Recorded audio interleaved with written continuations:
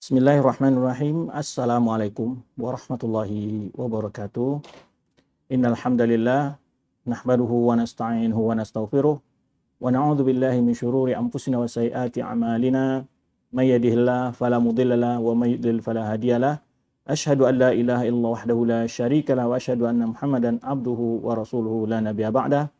Amma ba'd fa inna asdaqal hadithi kitabullah wa khairul hadi Muhammadin sallallahu alaihi wasallam wa syarrul umuri muhdatsatuha wa kullu muhdatsatin bid'ah wa kullu bid'atin dhalalah wa kullu dhalalatin finnar. Ma'asyiral akhwat, para sahabat Madrasah Mar'as Shalihin yang rahmati Allah Subhanahu wa taala. Setelah pujian syukur kepada Allah Subhanahu wa taala atas limpahan rahmat dan karunia yang senantiasa Allah berikan kepada kita, sehingga pada pagi hari ini kita tetap diberikan kesehatan, kesempatan oleh Allah Subhanahu wa taala untuk melanjutkan pembahasan kita dalam membahas kitab Tanbihatun ala Ahkamin Takhtasu bil Mu'minat, yaitu berapa penjelasan-penjelasan penting yang berkenaan hukum-hukum khusus tentang wanita-wanita yang beriman. Tak lupa pula kita di awal majlis ini menyampaikan kepada para akhwat semua untuk senantiasa memperbanyak ungkapan salawat dan salam buat Nabi kita Muhammad SAW. Semoga kita senantiasa dibimbing Allah Subhanahu wa taala untuk mencintai sunnah beliau, mempelajarinya, mengamalkannya serta mengajarkannya kepada orang lain. Para akhwat Madrasah Mar'as Shalihah, sahabat Madrasah Mar'as Shalihah yang dimuliakan Allah Subhanahu wa taala, kita akan lanjutkan pembahasan kita yang cukup panjang pada bahasan yang lalu tentang membangun rumah tangga dan atau menyelesaikan persoalan hukum-hukum berkhusus dengan hal pernikahan dan perceraian, ya, hukum-hukum khusus yang berkenaan dengan pernikahan dan perceraian. Baik. Kita masih membahas sedikit pelanjutan dari masalah urusan pernikahan, yaitu syarat wali dan hikmah disyaratkannya wali dalam pernikahan tersebut, ya. Nah, itu istiratul wali fi tazwijil mar'ati wa hikmatihi, ya. Na'am. Wa hikmatuhu, ya. Istiratul wali fi tazwijil mar'ati wa hikmatuhu, yaitu syarat wali dalam pernikahan seorang wanita dan hikmah disyaratkannya wali tersebut, ya. Baik, kita di sini akan menjelaskan bahwa perkara-perkara ini, ya, berkenaan dengan masalah pernikahan. Ya, masih berbicara tentang pernikahan. Yang pertama adalah syarat pernikahan itu adanya wali tentunya. Bukan berarti tujuan di syarat sebelumnya kita akan membahas tentang bahwa seorang wanita itu jika dia bikir ataupun janda mesti diminta persetujuannya saat mau menikahkan, terutama seorang yang perawan, ya, gadis, ya. Gadis dalam bahasa fikihnya, bahasa Islamnya itu bikir, ya, perawan. Kalau janda adalah athaib, ya. Taib.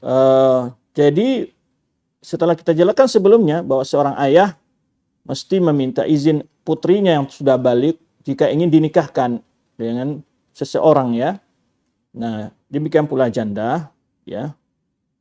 Tentu juga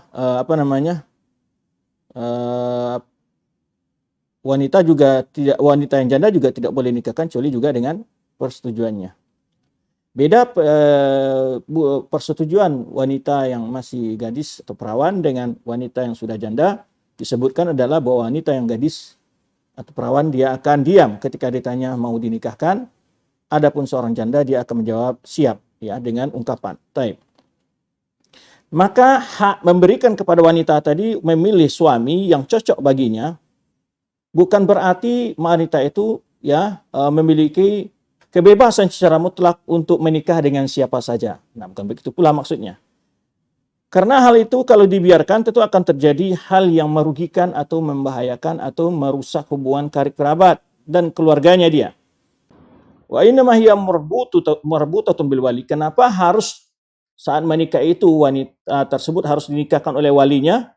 Ya, karena wali tadi berfungsi akan mengontrol, ya, yushrif ala ikhtiyariha, melihat laki-laki yang dipilihnya ini, karena pasti orang tua sudah berpengalaman, tahu mana laki-laki yang komitmen baiknya dan jujur segala macamnya, ya. Maka jangan pula seorang wanita terlalu ngebet dengan pasangan yang sudah mungkin nazar segala macam, sementara ada di balik hal-hal yang tidak terbaca oleh orang-orang yang belum berpengalaman. Baik. Maka Seorang wanita mesti mendapat persetujuan dari walinya, ya, yang juga harus dikontrol, isyraf, ya, kontrol lah ya walinya, wa yusyhiduha fi amriha, dan juga memberikan pertimbangan-pertimbangan dalam pilihannya, dalam urusan tersebut. Kemudian juga wali itulah yang melangsungkan pernikahannya jika bagi seorang wanita tentunya. Ini bagi masih wanita, karena hukum yang kita bicarakan apa? Ya, tentang wanita mukminah, ya. Maka walinya yang menikahkannya. Tidak bersah wanita itu menikahkan dirinya sendiri. Nah, adapun orang yang tidak punya wali, dia bisa dinikahkan oleh mahramnya yang lain, atau diwakilkan kepada wali hakim. Nah, selama ada walinya, dia tidak boleh mewakilkan, kecuali walinya sendiri mewakilkan. Nah, fa in aqada li nafsiha fa aqduha batil. Kalau wanita itu menikah tanpa wali, maka pernikahannya adalah tidak sah, batil. Ya. Karena telah dapat dalam hadis yang diriwayatkan oleh Imam Tirmizi dan Nasa'i, yaitu dalam Sunan, dari hadis Aisyah anha, di mana Rasulullah sallallahu alaihi wasallam bersabda, ayyuman ra'atin nakahat nafsaha bighairi idzni waliha, wanita mana saja yang menikahkan dirinya tanpa izin dari walinya, panikahuha batilun, maka pernikahannya adalah batil, ya, tidak sah. Dan ini diulangi oleh Rasulullah SAW, panikahuha batilun, panikahuha batilun, pernikahannya adalah batil, pernikahannya batil, pernikahannya batil. Adanya pengulangan 3 kali menunjukkan begitu takkid dan pentingnya izin dari seorang wali, ya, bagi seorang wanita untuk menikah. Baik. Tentu banyak pembahasan di sini, ya. Kalau walinya itu yang fasik, tidak sholat, atau walinya itu tidak kurang artinya ada kadang-kadang orang tua yang sakit, ya, yang mungkin ada gangguan mental segala macam, itu tentu pertimbangannya kembali kepada wali yang lainnya tentu, ya. Atau sudah tua, tidak memahami pikun umpamanya, atau walinya tadi umpamanya ketika ada orang-orang yang beragama untuk melamar tidak terima, difokuskan masalah dia ingin anak menikah dengan orang kaya yang berpangkat pejabat semacam umpamanya, ya, itu kan wali-wali yang pertimbangannya tidak normal secara agama gitu kan. Maka hal ini boleh seorang wanita tadi membawa walinya mengadukan kepada wali hakim, pada QA atau pengadilan agama, bahwa bisa nanti kewaliannya itu dicabut oleh pengadilan agama karena wali dia tidak bertindak sebagai wali yang cerdas, yang bijak sesuai dengan aturan, ya, maka akan dipindahkan perwaliannya oleh hakim. Nah, ini pembahasannya memang agak panjang. Cuman di sini secara umum kita jelaskan di sini bahwa perwalian itu merupakan izin dari wali, merupakan syarat mutlak dalam pernikahan bagi seorang wanita. Nah, itu ditekankan, ya. Nah. Kemudian juga hadis ini dipandang oleh Imam Tirmizi hadis yang hasan, dan juga dalam Sunan Arba'ah, dalam Sunan Abi Dawud, Tirmizi, An-Nasai, dan Ibnu Majah, Rasulullah SAW bersabda, la yahilu nikahun illa la nikaha illa biwali. La nikaha illa biwali, ya. Dan tidak sah nikah kecuali dengan wali. Ya, artinya dengan izinnya atau dia wakilkannya, ya.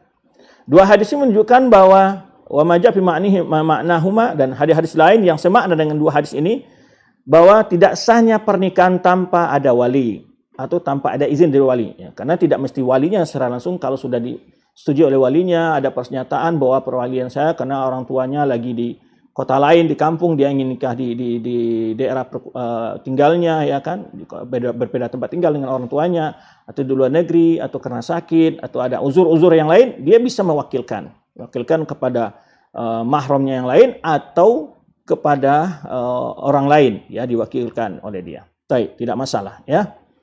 Baik. Kemudian karena, ya, li'anal asal fi nafi nafyus sihah. Jadi tidak sah nikah kecuali wali, maka penafian di situ, ketidaksahan itu adalah tidak ada nikah, itu maksudnya adalah tidak sah, ya. Nafyus sah, tidak sah.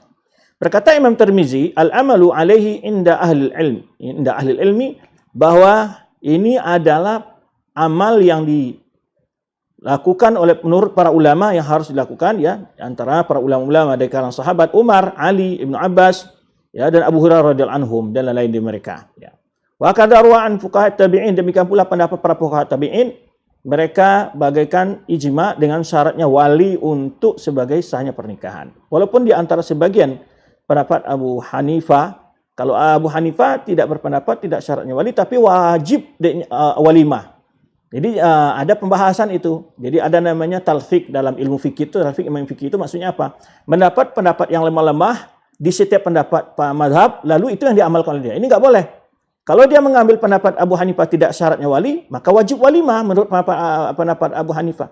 Kalau dia tidak mewajibkan lima, ya maka dia wajibkan wali. Nah ini, jadi tidak boleh mengambil pendapat-pendapat yang lemah, yang mudah-mudah ya di dalam memilih pendapat ulama. Nah, oleh sebab itu, karena apa ini kita ingatkan? Karena kita pernah membaca ya salah satu artikel memilih pendapat-pendapat semua yang gampang-gampang ya, digabunglah pendapat-pendapat yang mudah-mudah itu di antara pendapat. Jadi kenapa nikah tidak pakai wali? Kan boleh menurut mazhab Abu Hanifah. Lalu kenapa kamu tidak walimah? Kan boleh menurut Imam Ahmad, atau itu sunnah menurut Imam Syafi'i. Ini nggak benar ya, tidak demikian cara mengambil pendapat ulama. Karena Ibrahim At-Taimi dan Ibrahim Adham menyebutkan man tataba rukhasul ulama tazandak. Barang siapa yang mengambil pendapat-pendapat yang mudah-mudah daripada pendapat ulama, maka dia menjadi zindik. Dalam perkataan lain, Ibrahim bin Adham mengatakan, man tataba rukhasul ulama faqad jama' syara kullah. Orang yang memilih pendapat-pendapat yang gampang, yang mudah-mudah saja, ya, yang bermudah-mudah itu, dia sungguh telah mengumpulkan semua hal yang buruk. Nah, ini perlu diperhatikan ya. Taib. Jadi pendapat tentang syaratnya wali itu adalah pendapat dari kalangan sahabat Umar, Ali, Ibnu Abbas dan Abu Hurairah, dan di kalangan para tabi'in, fuqaha tabi'in yang masyhur, sab'ah ya. Mereka pendapatlah nikah illa wali, tidak sah nikah kecuali dengan wali ya, atau izin wali tadi kita sebutkan. Dan ini juga adalah pendapat Imam Syafi'i dan Imam Ahmad dan Ishaq bin Rahuyah. Ya. Kemudian ya, untuk pembahasannya bisa dilihat kitab Mughni jilid 6 halaman 448. Kemudian setelah izin wali, nanti ada walimah. Nah, apa hukum memukul rebana saat pernikahan? Ya, kalau hukum darbun nisa liduffi. Duffi itu adalah rebana ya, rebana apa namanya? Rebana ya, hiburan yang biasanya apa itu? Gendang yang biasa dipakai oleh para wanita. Nah, boleh digunakan cara untuk menghibur orang menghadiri walimahnya. Ya. Min ajli i'lan nikah, sebagai bentuk pengumuman peresmian nikahnya. Dihadirilah orang untuk walimah ya. Di sini tidak dibahas hukum walimah ya, karena yang ini dibahas ini hukum berkhusus wanita. Jadi orang yang menggendang-gendang itu perbuatan wanita itu. Pertama itu halnya juga boleh hanya saat walimah. Karena adanya pengecualian saat walimah, berarti di luar walimah tidak boleh wanita itu bergendang-gendang. Ya. Apalagi laki-laki baik walimah atau tidak walimah sebetulnya nggak boleh, karena itu budaya. Itu adalah perbuatan wanita.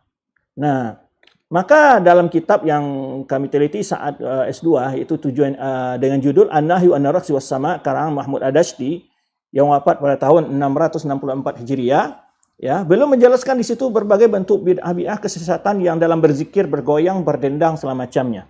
Nah, di antara belum menjawab syubhat-syubhat orang yang membolehkan tentang bergoyang, musik dan nyanyi itu berhujah dengan perbuatan ketika di masa Rasulullah SAW ada anak-anak kecil yang menyanyi ketika adanya walimah, ya. Nah, atainakum itu bunyi syairnya, ya. Lalu mereka jadikan itu hujah sebagai bentuk apa? Bolehnya orang dewasa. Di mana itu yang dilakukan oleh anak-anak kecil. Orang dewasa tidak pernah berdendang-dendang bernyanyi, kecuali wanita itu untuk khusus di tengah wanita saja. Jadi ada pengecualian itu menunjukkan bahwa sahabat di luar hal itu tidak melakukan hal itu karena tidak dibolehkan. Apalagi musik. Demikian ya. Nah, jadi dianjurkan bagi wanita untuk memukul rebana saat menikah dan mengumum wayashtahir untuk tersebar berita tentang bahwa dia sudah menikah. Ya, biar dia tidak dilamar orang lain lagi gitu kan kalau wanita. Wa yakunu dzalika baina nisa' khassa, dan itu hanya di tengah wanita saja, tidak tampil di hadapan tamu laki-laki, ya. Itu sama wanita saja, ya. Ukul itu. Wala yakunu masuban bermusik, tidak boleh adanya diikuti dengan musik, tidak diikuti dengan musik, wala bi alatillahi atau alat permainan lainnya, ya. Wala aswatu aswatu muttaribat, ya, aswatu muttaribat, dan tidak boleh suara yang mendayu-dayu, suara yang berdayu lengking-lengking, merayu-rayu, mendayu-dayu tidak boleh. Nah, wala ba'da min syaddi nisa asy'ar, boleh wanita itu berinsya syair, artinya bersyair, ya, mendendangkan syairnya, ya, pada saat ini bihadhi munasabah, pada saat itu saja, ya. Bihaitsu la yasma'hunna rijal, dengan, ya, di mana jangan sampai terdengar oleh laki-laki, asal selama dalam bersyair menyampaikan syair-syair, ya, tidak didengar oleh laki-laki lain. Rasulullah SAW bersabda, "Fasul ma bainal halal wal haram ad-duffu was-sautu fin nikah." Ya, pembeda antara halal dan haram, ya, di dalam pernikahan itu adalah yaitu ad-duffu was-saut, yaitu adanya dipukul, artinya walimah lah sini, adanya rebana tadi, kemudian adanya suara-suara yang menyampaikan syair. Nah, itu. Jadi ini di antara dalil yang, ya, syariatkannya melakukan walimah, ya. Dan ini bisa dibahas dalam kitab Adabuz Zafaf karang Syekh Nasiruddin Al-Albani. Di sana dijelaskan tentang bagaimana pengantin, ya, dalam mulai dari perayaan saat mulai walimahnya. Baik. Termasuk ada adab dalam malam pengantin semuanya. Itu ada dalam kitab Adabuz Zafaf, ya. Kemudian, ya, yaitu perbedaan antara halal dan haram adalah memukul rebana tadi dan suara wanita yang menyampaikan syair-syair, ya, itu perbedaan antara halal dan haram, kata Rasulullah SAW. Ini anjuran dibolehkannya wanita-wanita untuk memukul rebana dan juga menyampaikan syair, ya, melakukan syair di tengah-tengah sesama wanita, bukan di hadapan tamu laki-laki. Baik. Berkata Imam Syaukani dalam Nailul Autar, ya, dalam jilid ke-6 halaman 200, fi dzalika, dalam hadis ini kata beliau terdapat dalil bahwa bolehnya dalam saat peresmian pernikahan walimah itu memukul rebana, ya, darbul adfaf, warfu aswat, menyanyikan, ya, istilahnya, membawakan nyanyi-nyanyi sesuatu yang dari suatu ungkapan, seperti contohnya atainakum wa nahwu. Jadi ini ada dalam hadis ini, la bil aghani al mahija, bukan dengan nyanyi-nyanyi yang yang menimbulkan gejolak syahwat, ya, lisyurur, membawakan kata-kata yang tidak pantas, yang dalam ungkapannya menyebutkan kegantengan seorang lelaki, kerinduan semacam, ya, wal fujur, perbuatan-perbuatan dalam nyanyi syair-syair, bait syairnya ada yang punya hal-hal yang membawakan perbuatan, menggambarkan perbuatan keji atau menggambarkan kenikmatan minum khamar. Nah, ini enggak boleh. Fa inna dzalika yahrumu fi nikah, itu diharamkan baik dalam waktu saat nikah atau bukan, ya. Demikian pula wasairil malahi al-muharramah. Demikian semua hiburan-hiburan yang diharamkan, kata Imam Asy-Syaukani, ya. Baik, ayyatuhumal muslimah. Nah, ini Syekh memanggil, wahai para muslimah, la tusrifi fi syira'il huli wal aqmisha bin mustazawat. Nah, ini peringatan juga. Wahai para wanita muslim, janganlah kalian berlebih-lebihan di dalam membeli perhiasan-perhiasan dan pakaian-pakaian pengantin saat walimahan. Dan ini juga kita lihat, ya, ada yang berlebih-lebihan sampai berhutang-hutang, ya. Itu sederhana saja, ya, sederhana saja, bahkan akan lebih banyak hidang kita dihadiri oleh fakir miskin, itu lebih berkah pernikahannya. Jadi ini kita lihat kadang-kadang dalam pernikahan berlebih-lebihan, ya, mulai dari perhiasan, mulai juga dari pakaiannya dan segala macamnya. Ini enggak boleh, ya, jangan berlebih-lebihan. Kadang-kadang pesewa gedungnya bisa miliaran, ya, acaranya ratusan juta. Alangkah baiknya hal-hal seperti itu dilakukan untuk perbuatan yang lebih bermanfaat, yang lebih berkah, yaitu bantu anak fakir miskin, pendidikan Islam, dan lain sebagainya. Ya, untuk menikah sederhana saja, ya kan, tidak perlu berlebih-lebihan, ya. Bahkan dasar untuk berlebih-lebihan itu kadang-kadang ada maksud, yaitu terlihat lebih mewah, ingin disanjung orang, ingin berbangga dengan orang lain dan segala macamnya, ya. Nah, ini nggak boleh. Karena di situ terselip rasa kesombongan dan juga tidak ikhlas dalam menghidangkan jamuan buat para tamu-tamu yang datang. Fa inna hadza minal israf, karena ini adalah bagian dari bentuk berlebih-lebihan. Alladzina Allah anhu, yang dilarang oleh Allah Subhanahu wa taala. Wa akhbara annahu la yuhibbu ahlahu, bahwa Allah tidak suka orang-orang yang berlebih-lebihan. Ya, kadang-kadang dalam hidangan itu makanan begitu banyak, kemudian sisa, ya kan, dan kemudian naudzubillah dibuang makanan-makanan yang sisa itu tanpa peduli dengan nilainya dan seterusnya, ya. Dan Allah berfirman, wala tusrifu, janganlah kalian mubazir atau berlebih-lebihan, innahu la yuhibbul musrifin, sungguh Allah tidak suka orang yang berlebih-lebihan. Ini dalam urusan terutama dalam masalah pernikahan kadang-kadang orang sangat banyak berlebih-lebihan dalam masalah ini, ya. Alaiki bil i'tidal wa tarkil mubaha. Wahai wanita muslimah, ya, lakukanlah hal itu dengan i'tidal. Dengan i'tidal maksudnya apa? Dengan cara sederhana. Kemudian jauhi perbuatan-perbuatan mubaha, berbangga-bangga. Nah, kadang-kadang sampai 3 malam, 3 hari, ya umpamanya 3 hari 3 malam, ya. Dengan tujuannya apa? Oh, merasa malu kita. Kita punya uang tapi caranya sederhana. Wah, enggak level gitu ya. Enggak demikian kita. Cukup lakukan sesuai dengan apa yang diperintahkan agama kita, pasti pernikahan kita akan berkah. Disitulah yang harus diperhatikan oleh para wanita muslimah, ya. Taib. Kemudian setelah menikah, apalagi yang berkenaan dengan wanita di sini. Nah, ini urusan kan hal-hal yang berkenaan hukum wanita, ya, tidak dibahas hukum pernikahan secara keseluruhan, tidak di sini, ya. Karena hal-hal yang berkenaan dengan wanita-wanita aja di dalam pembahasan ini. Kemudian pembahasan berikutnya, wajibnya taat bagi wanita, ya, atas wanita kepada suami-suaminya dan haramnya melawan kepada para suami, ya. Wa tahrim maksiatiha lahu, ya, bermaksiat kepada suami, ya, melawan, membangkang, ya, wajib taat. Tentu dalam hal yang ma'ruf, itu pasti, ya. Ya, dalam hal ma'ruf. Kalau suaminya, jangan kamu pakai jilbab, enggak benar itu. Itu nasihat tidak perlu diperhatikan. Maksud di sini adalah suami-suami perintah-perintahnya yang sesuai dengan perintah Allah dan Rasulnya, atau hal-hal yang tidak dilarang dalam agama.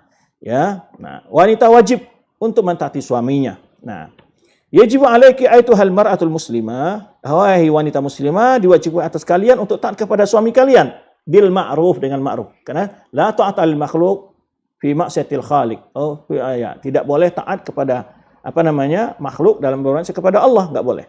Ya, tapi dah hal yang ma'ruf kita wajib taat, ya. Diriwayatkan dari Abu Hurairah anhu, Rasulullah SAW bersabda, "Idza shalal mar'atu khamsaha wa shamat syahraha wa hasanat farjaha wa ta'at ba'laha dakhalat min ayyi abwabil jannati sya'at." Ya, dakhalat min ayyi abwabil jannati sya'at.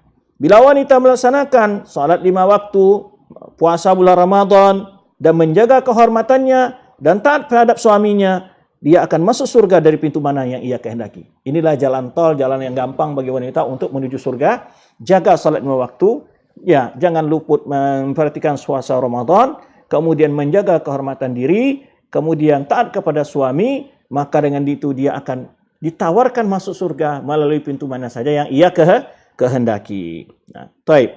Ini adalah dalil tentang pentingnya seorang istri taat kepada suami. Taib. Tentu yang tadi kita sebutkan dalam hal-hal yang ma'ruf. Oleh sebab itu, mesti ketika mencari pasangan, mesti orang-orang yang tahu tentang aturan agama, biar kita tidak diperintah sesuatu yang dilarang dalam agama, atau kita diberi nafkah sesuatu yang diharamkan dalam agama. Taib. Kemudian juga hadis Abu Hurairah anhu, Rasulullah SAW bersabda, la yahilu limra'atin intasuma wa zawjuha syahidun. Nah, bagaimana di antara gambaran hak seorang suami atas istri itu adalah tidak dibolehkan, tidak halal bagi seorang wanita untuk berpuasa, yang puasa sunnah ini maksudnya, wa zawjuha, dan suaminya ada di rumah, illa bi'izni, kecuali dengan izinnya, ya, wala ta'dzan fi baitihi illa bi'izni, dan tidak boleh memberikan izin siapapun masuk ke rumah suaminya kecuali atas izin suaminya. Nah, ini, ya, ini di antara dua hal contoh-contoh wajibnya seorang istri taat kepada suami. Jika ingin melaksanakan puasa sunnah, ya, dia harus berbicara kepada suaminya, ya, kemudian jangan memasukkan siapapun ke dalam rumah suaminya kecuali dengan izin dari suaminya. Itu dua hadis yang kedua tentang gambaran, ya, taat kepada suami. Hadis yang ketiga adalah hadis Abu Hurairah anhu, ya, hadis yang tadi diriwayatkan oleh Ibnu Hibban. Kemudian hadis yang tadi diriwayatkan oleh Bukhari Muslim, ya, hadis yang sebelumnya, ya, diriwayatkan Ibnu Hibban, yaitu idza shalat mar'atu khamsaha. Itu riwayat Ibnu Hibban, yang hadis yang tidak boleh seorang wanita berpuasa sunnah dan suaminya ada di rumah kecuali dengan izinnya, dan tidak mengizinkan siapapun masuk ke rumah suaminya kecuali dengan izin suaminya. Ini diriwayatkan oleh Bukhari Muslim. Hadis yang ketiga adalah diriwayatkan dari Abu Hurairah anhu, Rasulullah, dari mana Rasulullah SAW bersabda, idza da'a ar-rajulu imra'atahu ila firashihi, bila seorang suami mengajak istrinya ke tempat tidur, ya, falam ta'tihi, lalu istrinya tidak mau, fabata ghadban 'alaiha, maka suaminya merasa kesal atas istrinya, ya, la'anat hal malaikatu hatta tusbiha, ya, maka malaikat akan melaknat wanita istri tersebut sampai pagi.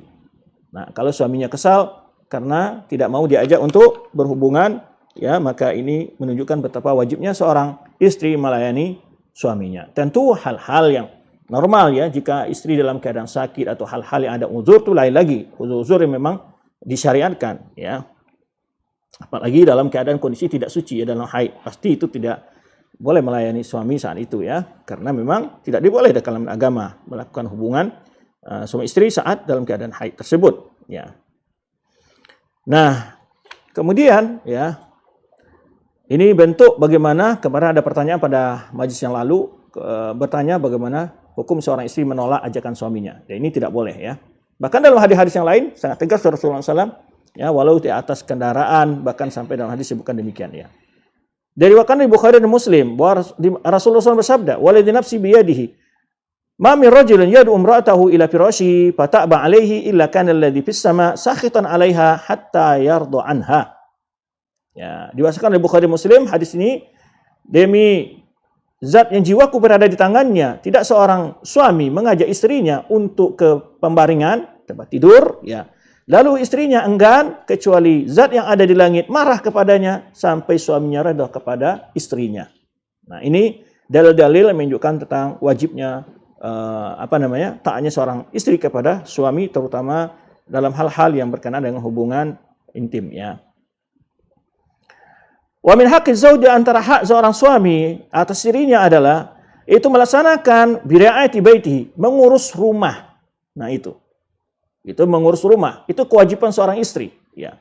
Wa la takhruja minhu illa bi ini, dan tidak boleh keluar kecuali atas izinnya. Sabda Rasulullah SAW, wal mar'atu ra'iyatun fi baiti zaujiha wa mas'ulatun an ra'iyatiha. Seorang istri adalah pemimpin dalam rumah suaminya, dan dia akan diminta pertanggungjawaban terhadap kepemimpinannya. Jadi menjaga harta, menjaga anak, membersihkan rumah, menyediakan makanan, ya, mencuci pakaian, ya, semuanya itu adalah hak, ya, kewajiban yang harus dilaksanakan oleh seorang istri. Wal mar'atu ra'iyatun fi baiti zawjiha wa mas'ulatun an ra'iyatiha. Ya, seorang istri adalah pemimpin dalam rumah suaminya, dan dia akan minta pertanggungjawaban terhadap kepemimpinannya. Di antara hak seorang suami atas istri adalah melaksanakan pekerjaan-pekerjaan rumahan, ya. Wala tuhawijhu, ya. Jangan sampai seorang istri, ya, mengharuskan suaminya butuh kepada pembantu, ila jalbil khadimatin. Ya, jangan sampai, kata sesuatu pesan di sini, jangan sampai seorang istri mengharuskan suaminya untuk mencari pembantu. Ya, yataharaju minha, yang dimana kalau ada wanita-wanita pembantu-bantu rumah kadang menunjukkan dia tidak nyaman, membuat dia tidak nyaman. Wa yata'arradu bisawiya lil khatar, kadang-kadang ada hal-hal yang membahayakan terjadi, perselingkuhan antara pembantu dengan tuannya dan semacamnya.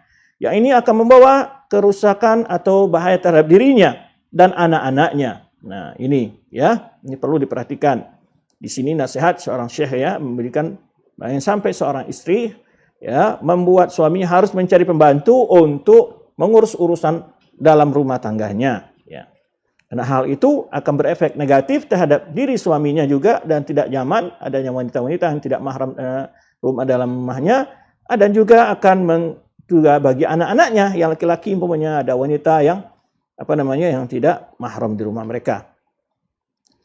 Berkata Syekh Islam Taimiyah rahimahullah dalam Majmu' Fatawa jilid 32 halaman 261 dan 260 dan 261, ketika menjelaskan firman Allah Subhanahu wa taala, "Fas-salihatu qanitatun hafizatun lil ghaib bima hafizallah." Wanita-wanita yang saleh, yang rajin dalam beribadah, yang menjaga kehormatan dirinya dan menjaga, ya, lil ghaib, menjaga kehormatan dirinya ketika suaminya tidak di rumah, ya, bima hafizallah, dengan apa yang telah Allah jaga, ya. Yaqtadi wujub, kata Syekh Islam, ini adalah ayat ini mewajibkan taatnya seorang istri kepada suaminya secara mutlak. Min khidmatin, dari cara pelayanannya, wasafarin ma'ahu, atau jika diminta untuk bersamanya dalam bersafar, wan tamkinun lahu, dan membolehkan suaminya untuk bersenang-senang dengan dirinya, dan lain demikian. Sebenarnya ditunjukkan oleh sunnah Rasulullah SAW dan lainnya, oleh sunnah Rasulullah SAW tetap hal itu. Nah, ini perkataan Syekh Islam Taimiyah. Berkata pula Imam Ibnul Qayyim dalam kitab Al-Hadi, ya, halaman 5, jilid 5, halaman 188 dan 189, apa kata beliau? Wahtaja man aujabal khidmah. Ulama-ulama yang wajibkan pelayanan seorang istri terhadap suaminya, ya, bi anna hadha huwal ma'ruf, dan inilah yang sudah kebiasaan di tengah kehidupan manusia secara umum, ya, inda man khatabahumullahu bi kalami, ketika Allah berbicara dengan kalamnya, ya. Nah, ketika Allah huwal ma'ruf inda man khatabahumullah bika subhana bi kalami, yaitu berdasarkan firman-firman Allah yang secara umum diambil oleh para ulama tentang wajibnya seorang istri melayani suaminya, ya. Adapun istri yang menganggur dan kemudian suaminya yang terbalik melayani istrinya dan wakanasihi, ya, atau membersihkan rumah, wa tahnihi, membuat makanan, ya, wa ajinihi, mengolah roti, wa ghasilihi, mencuci pakaian, ya, membersihkan tempat tidur, ya, wa qiyami bi khatil mayit, dan urus segala urusan rumah tangga itu paminal munkar, kata Syaikhul Islam. Ini termasuk dari perbuatan munkar. Karena Allah Subhanahu wa taala kata Ibnu Qayyim, ini perbuatan yang munkar, ya. Berkata karena berdasarkan firman Allah Subhanahu wa taala, walahunna mithlul ladzi 'alaihinna bil ma'ruf. Bagi seorang wanita itu, istri itu memiliki hak sebagaimana adanya kewajiban atasnya dengan ma'ruf. Jadi wanita itu punya hak dan juga ada kewajibannya. Nah, itu yang dimaksud di sini dalam ayat ini. Nah, berkata dan juga firman Allah Subhanahu wa taala, ar-rijalu qawwamuna 'alan nisa. Ini dalilnya.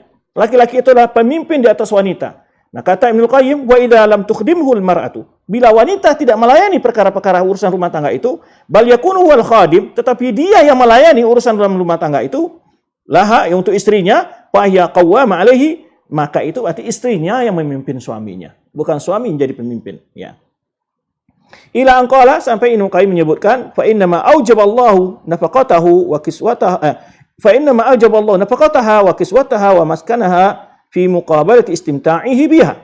Kenapa Allah mewajibkan, ya, memberikan nafkah kepada istri, pakaian, tempat tinggal, adalah sebagai bentuk balasan dari bentuk, yaitu suami tadi mendapatkan kesenangan dari istrinya dan pelayanan, ya, wa majar bihil adatul azwaj, atau hal-hal yang sudah biasa dalam urusan pernikahan. Nah, wa aidan fa inna uqudal mutlaqah, kemudian juga dijelaskan oleh Ibnu Qayyim di sini, karena perjanjian yang mutlak, ya, urusan-urusan kontrak atau urusan perjanjian ini, pernikahan itu ada semacam kontrak perjanjian, ya, dalam berhubungan suami istri itu, ya, hanya digunakan, ditafsirkan secara umum dalam ma'ruf yang sudah menjadi adat istiadat di tengah masyarakat, yaitu khidmatul mar'ah. Jadi dalam hal yang sudah ma'ruf di tengah masyarakat, yaitu pelayanan istri terhadap suaminya.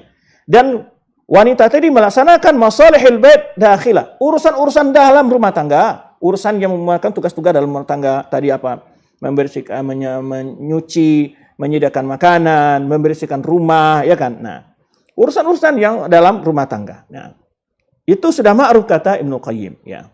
Wa qala, dan juga Ibnu Qayyim mengatakan, wa la yasihu tafriq baina syarifah wa dani'ah. Jangan pula ada alasan, oh ini istrinya bangsawan, ini istrinya orang biasa. Enggak ada perbedaan itu. Wa faqira ghaniyah, atau perbedaan, oh ini istrinya miskin, ini orang istri kaya, enggak boleh melayani suami. Enggak demikian. Sama semua, kata Ibnu Qayyim, tidak boleh dibedakan, tidak ada perbedaan antara yang mulia atau yang tidak mulia, yang terhormat, bangsawan atau tidaknya, kaya atau miskin atau kayanya, tidak boleh ada perbedaan dalam hal itu, dalam masalah pelayanan suami bagi seorang istri. Bagaimana dalilnya? Fahadhihi asyrafun nisa'il alamin. Nah, lalu disebutkan wanita yang termulia di muka bumi ini adalah, yaitu Fatimah, anak Rasulullah SAW radhiyallahu anha, karena takhdimu zaujaha. Beliau melayani suaminya. Beliau adalah anak seorang nabi yang mulia, ya. Dengan demikian, wanita yang paling mulia adalah Fatimah radhiyallahu anha. Dengan demikian beliau sendiri pun melayani suaminya Ali bin Abi Thalib dengan pekerjaan-pekerjaan rumah tadi, ya, membuat adonan roti, memasak, menyapu, menyuci dan sebagainya, ya, urusannya. Kemarin kan sebut apa maksudnya wanita itu urusnya dapur, sumur, kasur, gitu, ya.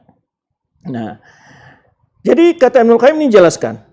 Lalu disebutkan dalil yang lain adalah tentang Fatimah radhiyallahu anha. Ketika Rasulullah SAW mengunjungi Fatimah binti Rasulullah SAW, anak putri beliau sendiri, ya, Fatimah mengeluhkan tentang banyaknya urusan pekerjaan rumah tangga, dan beliau meminta pembantu kepada Rasulullah SAW, ya, untuk mengusulkan kepada Ali bin Abi Thalib.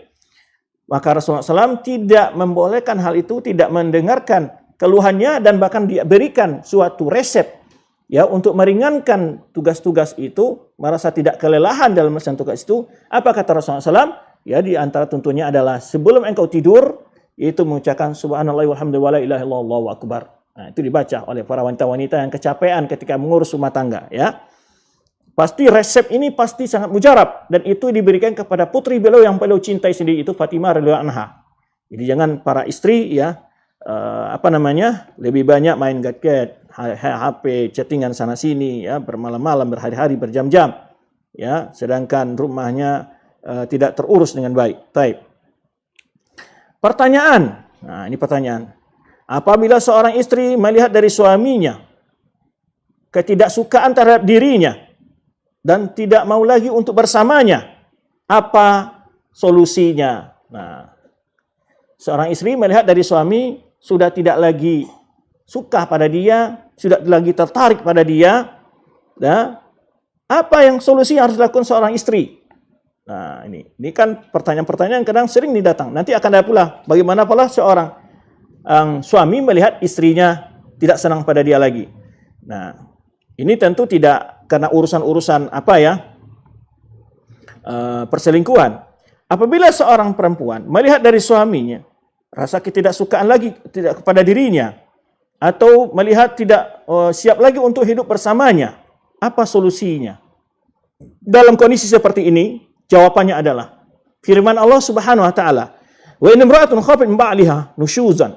Jika seorang wanita melihat dari suami sesuatu yang ketidaksukaan terhadap dirinya, ya, au i'radan, ya, berpaling dari dirinya, fala junaha alaihima, maka boleh atas keduanya itu membuat persepakatan, tidak ada kesalahan atas keduanya, ayusliha, keduanya berdamai, ya, sulha, dengan perdamaian yang baik. Jadi mencari keduanya mau berdamai. Bagaimana perdamaian yang diusulkan oleh bagi wanita yang seperti ini? Wasulhu khair, karena berdamai itu lebih baik. Nah, maksudnya di berdamai sini apa? Bagaimana seorang wanita tadi bersikap kepada suaminya? Harusnya bagaimana?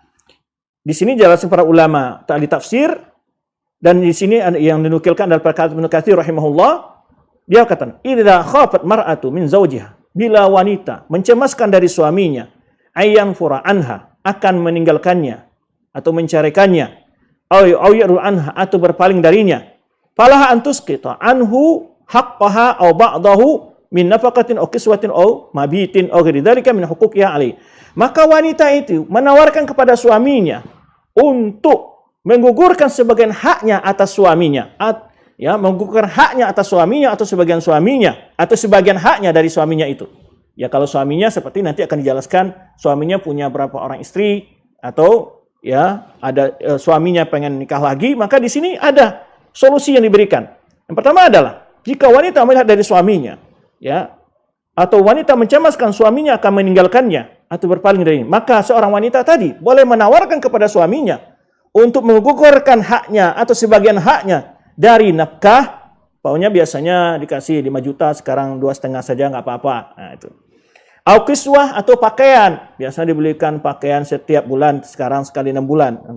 Au mabit, biasanya ada giliran. Sekarang giliran saya nggak perlu diberikan kepada saya. Yang penting saya tidak diceraikan, boleh diberikan kepada istri yang muda atau istri yang mana dia sukai. Nah, dan lain dari demikian, dari hak-hak sang istri tadi boleh dia gugurkan sebagiannya atau seluruhnya dari suaminya. Walau ayakbal, dan bagi suami juga boleh menerima hal itu dari istrinya. Maka tidak ada kecelaan, tidak ada kesalahan atas istrinya ketika dia mengorbankan sebagian haknya untuk suaminya itu, ya, dan juga tidak pula adanya kesalahan dan dosa atas suaminya ketika menerima tawaran dari sang istrinya itu. Karena itulah Allah berfirman, "Fala junaha alaihima," tidak ada kesalahan, tidak ada celaan atas keduanya. Ayusliha, jika keduanya berdamai di antara bersama mereka berdua, ya. Jika mereka berdua berdamai tidak ada masalah. Nah, wasulu khair, karena berdamai itu lebih baik. Kenapa? Lebih baik daripada bercerai, lebih baik daripada berpisah. Kemudian setelah itu Ibnu Katsir menyebutkan kisah istri Nabi SAW, yaitu Saudah binti Zam'ah. Nah, ini kisahnya masyhur sebagai toladannya. Saudah binti Zam'ah radhiyallahu anha. Bagaimana kisahnya? Tak kala dia sudah tua gitu ya. Wa anha lamma kaburat, sudah tua. Wa azama Rasul sallallahu alaihi wasallam ala firaqah. Rasulullah SAW ingin menceraikan ya, Zam'ah ini. Salahat justru Saudah bin Zam'ah ini tidak mau pisah dengan Rasul sallallahu alaihi wasallam. Yaitu bagaimana caranya? Yaitu yang penting Rasulullah tidak menceraikannya dan dia tidak mau pisah dengan Rasul sallallahu alaihi wasallam. Wa tatruk yaumaha li Aisyah. Maka dia menghadiahkan jatah hari-harinya dalam kunjungan Rasulullah SAW kepada Aisyah radhiyallahu anha. Nah, ini salah satu solusi. Nah, kadang-kadang yang menyebabkan sulitnya mencari persoalan perdamaian di dalam keluarga itu adalah adanya egois antara salah satu pihak tadi.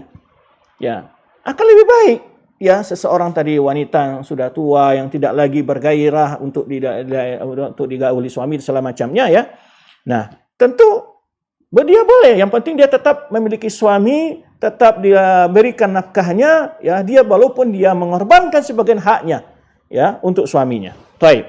Nah, ini cara solusi yang harus diperhatikan oleh wanita. Kadang-kadang sekarang ya banyak juga sebagian wanita-wanita yang sama sekarang lebih nekat untuk bercerai dan akhirnya hidupnya terlantung-lantung kemana-mana ya, dan tidak ada orang yang bisa untuk menjadi bertanggung jawab dalam mahramnya dan urusan-urusannya ketika sakit dan lain sebagainya. Baik, itulah yang diberikan solusi oleh agama kita. Bila seorang wanita melihat dari suaminya mulai tidak suka atau ya suaminya mulai kelihatan ingin berpaling darinya, maka dia boleh menggugurkan sebagian haknya dari suaminya. Baik. Contohnya di sini adalah istri Rasulullah SAW, Zam'ah bintu Saudah ya. Nah, akhirnya Saudah memberikan hari-harinya kepada Aisyah radhiyallahu anha. Maka Rasulullah menerima hal itu dari Saudah sehingga wa abqaha ala dzalika, sehingga tetap dia menjadi istri Rasulullah SAW. Hal ini disebutkan oleh Ibnu Katsir dalam tafsirnya jilid 2 halaman 406. Nah. Pertanyaan, ini sebaliknya. Idza kanatil mar'ah mubghidatun lizauji. Apabila seorang istri tidak suka kepada suaminya, tidak sukanya ini memang dasar alasan-alasan syar'iyyah, bukan alasan-alasan yang dibuat-buat, alasan-alasan yang tidak logis ya. Nah, ketika wanita mungkin suaminya sudah tidak bisa melayaninya baik dalam hubungan urusan batin maupun lahir umpamanya kan. Nah, atau suaminya tidak bisa memberinya keturunan atau hal-hal yang memang sifatnya adalah dibolehkan dalam agama. Nah, ini juga perlu dipelajari oleh wanita. Hal-hal apa saja bagi wanita yang boleh meminta khulu' dari suaminya. Nah, di sini apabila seorang istri marah kepada suaminya dan tidak ingin untuk bersama suaminya. Kalau tadi kan suaminya kelihatan tidak mau bersama istrinya. Kalau yang ini adalah istrinya ingin lepas dari suaminya. Karena suaminya ini tidak sholatkah atau hal-hal yang menurut agama tidak pantas. Dia tidak suka pada suaminya karena melanggar aturan-aturan agama umpamanya. Atau tidak bisa melayani kebutuhan dia. Ya, terutama kebutuhan batin dan lahirnya umpamanya. Baik. Tidak memberi nafkah ya dan sebagainya. Nah, bagaimana sikap seorang istri ini? Wala tirdul baqa' ma'hu famadza taf'al. Dan dia tidak ingin bersama suaminya lagi, ingin pisah. Apa yang dilakukan oleh seorang wanita? Punya hak enggak dia? Maka jawabannya adalah firman Allah Subhanahu wa taala, "Fa in khiftum alla yuqima hududallah fala junaha 'alaihima fima iftadat bi." Bila kedua sang suami istri tadi tidak lagi untuk menjalankan aturan-aturan dalam rumah tangganya, sesuai aturan yang diturunkan Allah, maka tidak ada dosa, tidak ada celaan, tidak ada kesalahan atas keduanya jika seorang istri tadi menfidak dirinya. Apa maksudnya? Menebus dirinya, yaitu dia berkata kepada suaminya, tolong ceraikan saya kembalikan maharmu. Atau ditambah oleh dia, ceraikan saya balikkan maharmu 2 kali lipat. Nah, tafsirnya di sini bagaimana maksud ayat ini? Ibnu Katsir menjelaskan dalam tafsirnya jilid 1 halaman 483, amma idza tashakar zaujani, apabila dua suami istri itu terjadi perselisihan, walam takun mar'a bi huquqir rijal.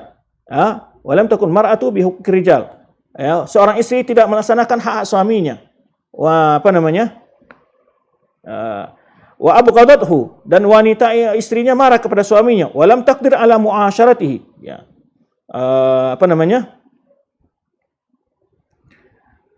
Dan wanita tadi tidak mampu lagi untuk bersamanya dalam hidup rumah tangga. Falaha antaftadi minhu bima a'taha. Maka seorang wanita tadi boleh menebus dirinya dengan apa yang dia berikan saat pernikahan, itu maharnya. Boleh dikembalikan.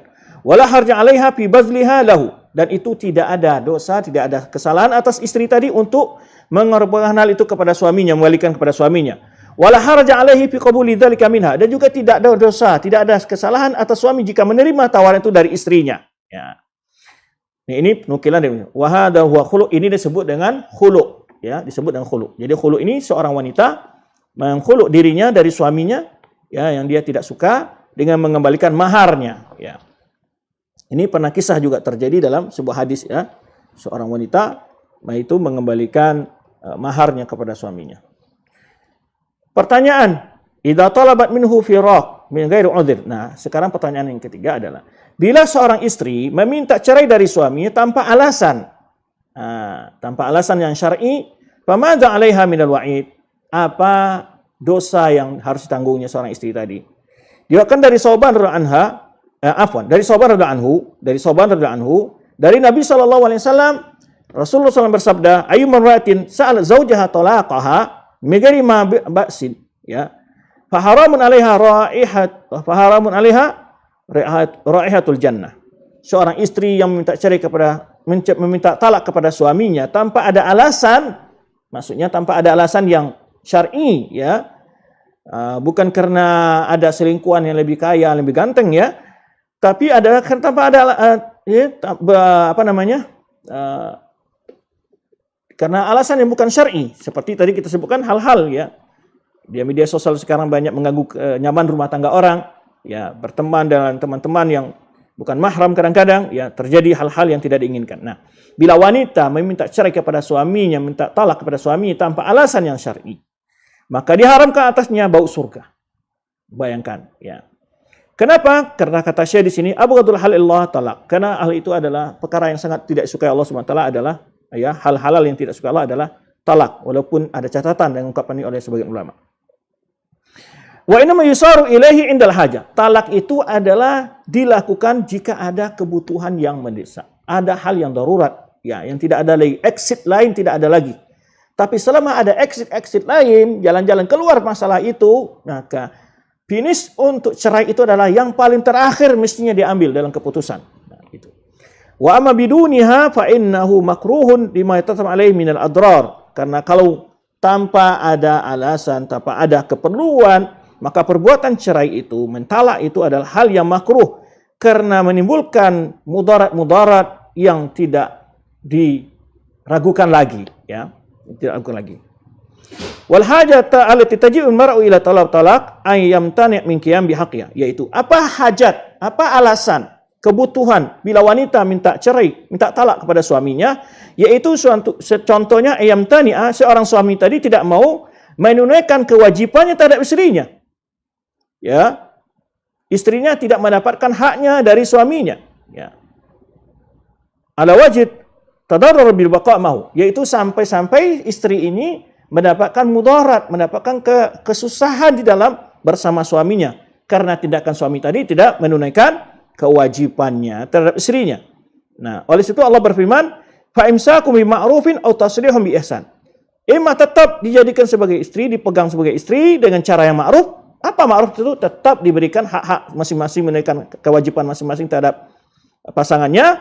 Au tasrihum bi ihsan, atau diceraikan dengan cara baik. Jadi kalau tetap dalam rumah tangga dibangun dengan cara baik juga, dengan cara yang ma'ruf, melaksanakan hak masing-masing, kewajiban masing-masing harus ditunaikan. Nah, kemudian, ya, artinya menunaikan kewajiban masing-masing terhadap pasangannya, atau jika berpisah juga dengan cara yang baik-baik. Nah, ini juga sedikit ini. Jika seorang suami, pasangan suami istri, jika harus berpisah karena suatu kondisi yang, hendaknya tetap dijaga hubungan baik itu. Apalagi bila adanya anak di dalam pasangan, di dalam pernikahan itu. Nah, hubungan baik dan kemudian setelah berpisah, tidak boleh baik istri maupun suami membeberkan aib pasangannya kepada orang lain. Umpamanya ada orang tanya, ngorek-ngorek, lalu kenapa kamu pisah sama suami kamu sih? Wah, dibilang suami saya itu begini, orangnya begini, orang begini. Tidak boleh. Karena itu menyebarkan aib, tidak boleh. Ya, tapi dijawab saja, sudahlah, ini sudah takdir Allah, dan saya sekarang tidak mau menggibahi, karena dia bukan suami saya lagi. Apalagi kalau suami saya, dia juga merupakan anak-anak dari orang tua dari anak-anak saya. Kalau dia jelek-jelekan, tentu dia termasuk menjelek-jelekan keturunannya dia sendiri karena hasil dari pasangan yang tidak baik umpamanya. Maka ini banyak terjadi karena ada rasa kesal, ada rasa kecewa di salah satu pihak, menjelek-jelekkan, menjatuhkan nama baik pasangan yang lain atau mantannya istilahnya. Tidak boleh. Ini adalah bagian yang banyak juga menyebut karena tidak tahu. Mana tahu di hari-hari ke depan, sebulan 2 bulan setelah selesai iddah saling merindukan lagi, kan masih ada peluang kalau masih ada jalan untuk rujuk. Nah, tapi kalau sudah terjadi perceraian, kemudian saling serang, saling menjelekkan, saling menjatuhkan, ini akan semakin membuat jarak itu semakin jauh. Nah, inilah yang perlu dijaga. Ya, kadang-kadang karena sikap kita jauh dari tuntunan agama, membuat solusi-solusi masalah yang kita hadapi semakin rumit. Ya. Kadang-kadang kan makanya Allah memberikan kesempatan suami istri itu talak pertama, talak kedua. Kecuali talak ketiga nggak boleh. Ya, harus menikah dulu istrinya dengan orang lain, kemudian baru bisa kembali kepada suami yang pertama. Nah, ini bentuk ini. Ini pelajaran harus diperhatikan oleh kita semua. Maka pentingnya kita mengikuti aturan agama kita. Ya, kalau memang terjadi pisah antara suami istri, harus masing-masing tetap menjaga kehormatan yang lainnya. Tidak boleh dijelek-jelekan, dijatuhkan nama baiknya, apalagi ya dipermalukan di hadapan orang ramai. Ya, ini nggak boleh. Hal ini tidak boleh ya, sama sekali. Baik. Kemudian juga firman Allah Subhanahu wa taala, ya, juga firman Allah Subhanahu wa taala yang berbunyi lilladzina yuluna min nisa'im tarabusu arba'ati asyrin. Bagi suami-suami yang menilak istri-istri mereka, itu menunggu selama 4 bulan. Ilak itu maksudnya suaminya tidak menggaulinya, ya, dan tidak tegur sapa, hanya sekedar memberi nafkah saja. Nah, selama 4 bulan binatang. Kalau sudah itu fa infa'u, jika mau kembali, ya, kembali berbaik sama istri pasangan tadi, fa innallaha ghafurur rahim, maka Allah Maha Pengampun dan Maha Penyayang, saling memaafkan. Nah, wa in azama talaq, namun setelah itu makin ingin tetap bercerai, maha innallaha samiun alim, maka Allah Maha mengetahui lagi, Maha mendengar lagi, Maha mengetahui. Baik. Ini ada berapa lagi? Masih banyak ya.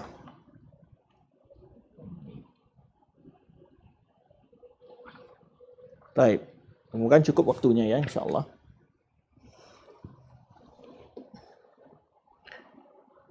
Berikutnya kita akan bahas tentang jika setelah bercerai, apa yang wajib atas wanita? Maju alal mar'a inda intiha al-aqdi zawaj. Jika terjadi talak atau perceraian, apa yang wajib atas wanita ketika terjadinya pisah? Nah, bercerai itu. Ustadz ingin talakis sedikit. Di sini aku akan jelaskan bagaimana gambaran pisah itu, ya. Ini biar mudah dipahami, ya.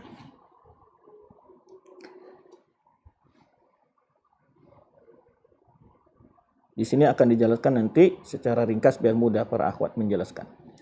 Nah, di sini akan kita sebut al-mutallaqah. Mutallaqah. Ini belum tergabung.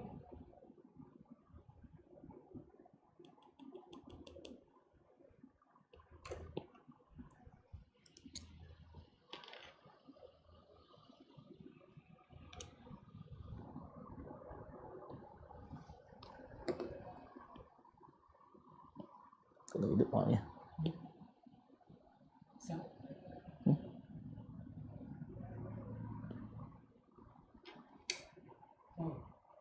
Sebentar. Nyala.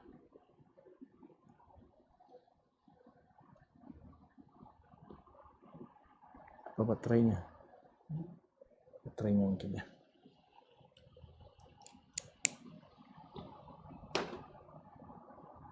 Baik, di sini kita jelaskan al-mutallaqah.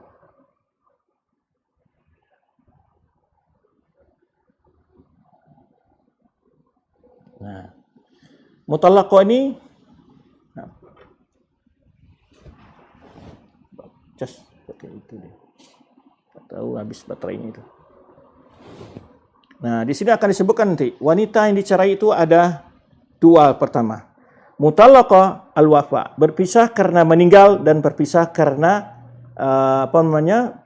perceraian di masih hidup. Nah,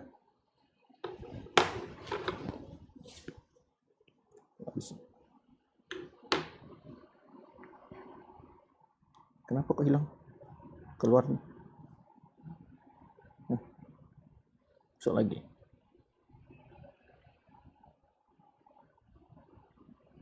Itunya. Wordnya mana word? Mana tuh? Yang tadi mana ya?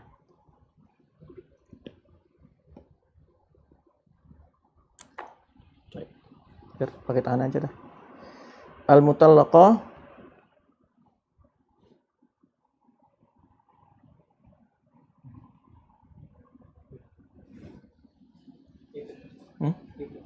Kenapa? Kenapa? Hah? Jadi berpisah itu ada dua. Pisah karena yaitu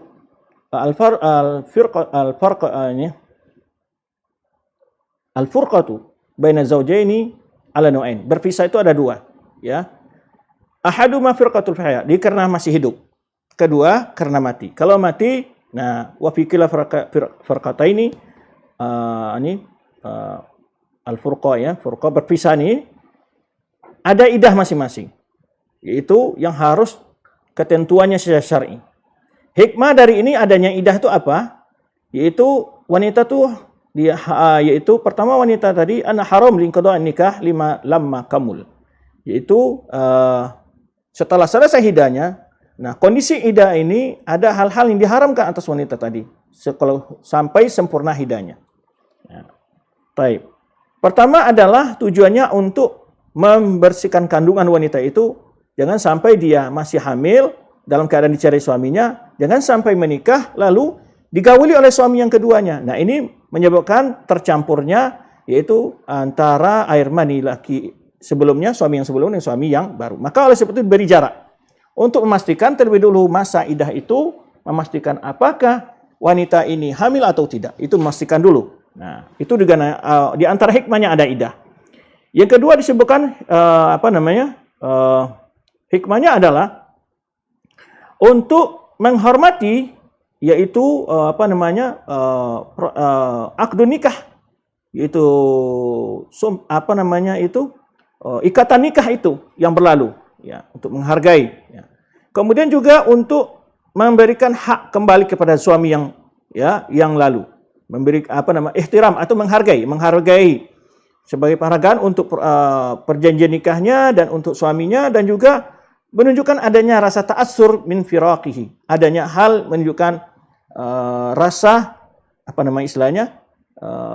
efek dari perpisahan itu, ada efek dari berpisah itu. Nah, masa menunggu idah itu pertama adalah masanya itu tadi, ada hikmahnya untuk memastikan agar wanita ini jangan sampai memiliki anak dalam kandungannya, kemudian menikah dalam keadaan hamil, ini tidak boleh. Karena harus dia bersih dulu kandungannya, baru dia boleh nikah sampai dia melahirkan jika dia hamil.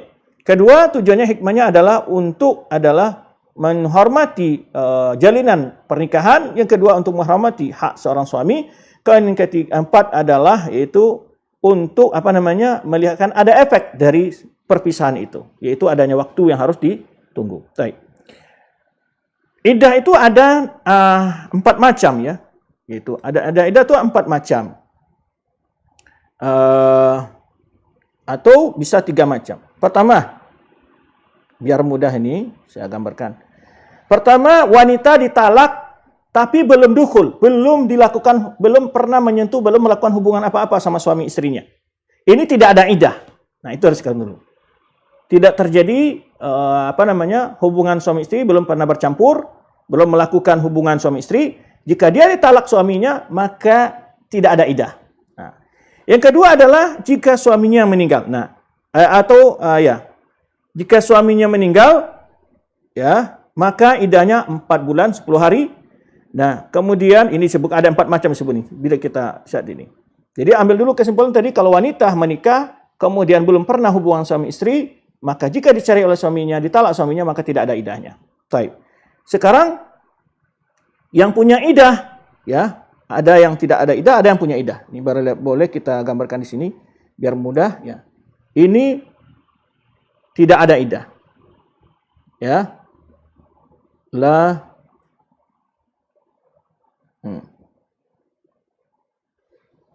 Di sini ada iddahnya. Nah, iddah di sini ada 4 macam ini. Ada 4 macam. Pertama adalah wanita hamil. Iddahnya adalah sampai melahirkan.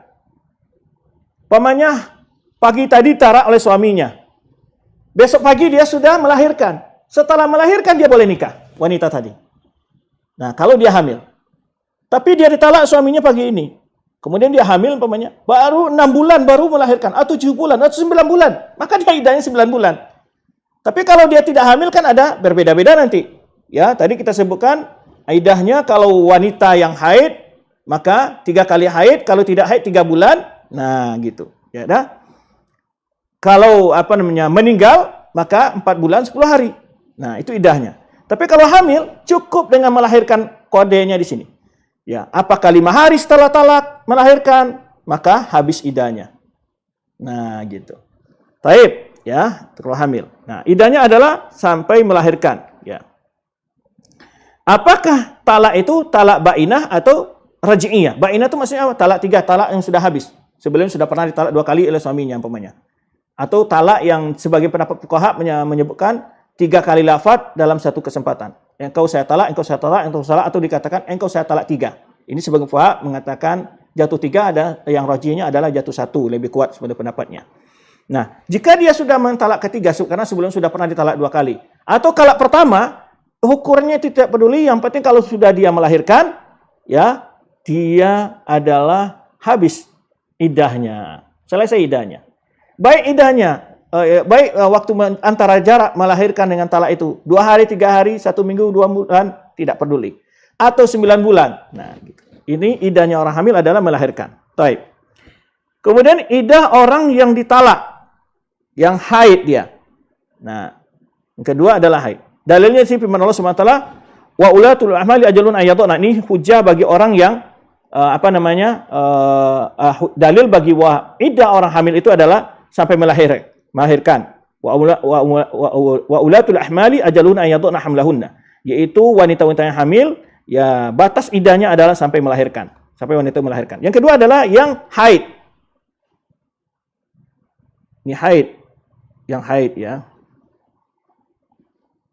Ini karena penanya enggak pakai jari, jadi tulisannya kurang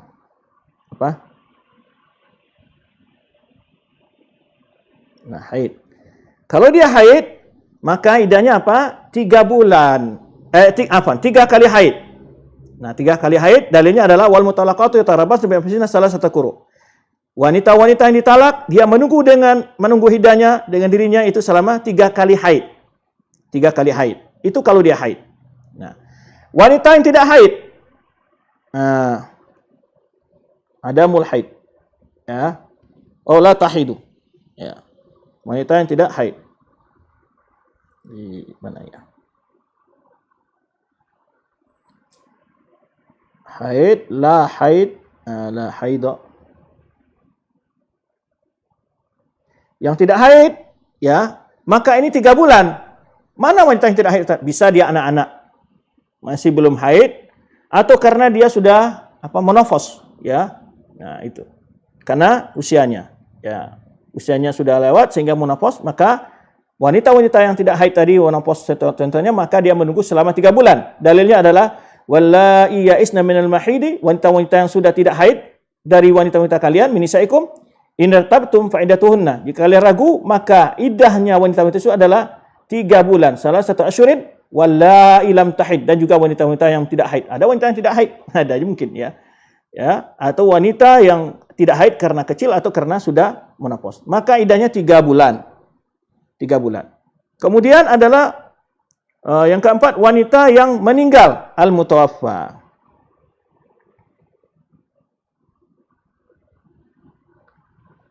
Al-mutawaffa, yang meninggal suaminya, iddahnya berapa? 4 bulan 10 hari. Nah, 4 bulan 10 hari.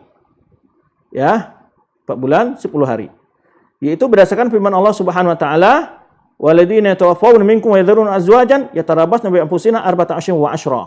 Orang-orang yang meninggal di antara kalian dan meninggalkan istri-istri, maka istri-istrinya menunggu dengan dirinya selama 4 bulan 10 hari. Nah, ini menunjukkan, ya, wanita-wanita, ya, hada yatanawa al-madkhul biha wa ghairuha was-saghir wa kabira.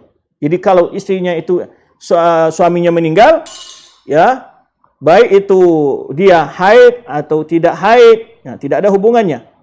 Ya, kalau meninggal itu adalah baik kecil atau tua, ya, tapi tidak masuk dalam iddah wafa ini, iddahnya orang yang hamil, ya, orang yang hamil.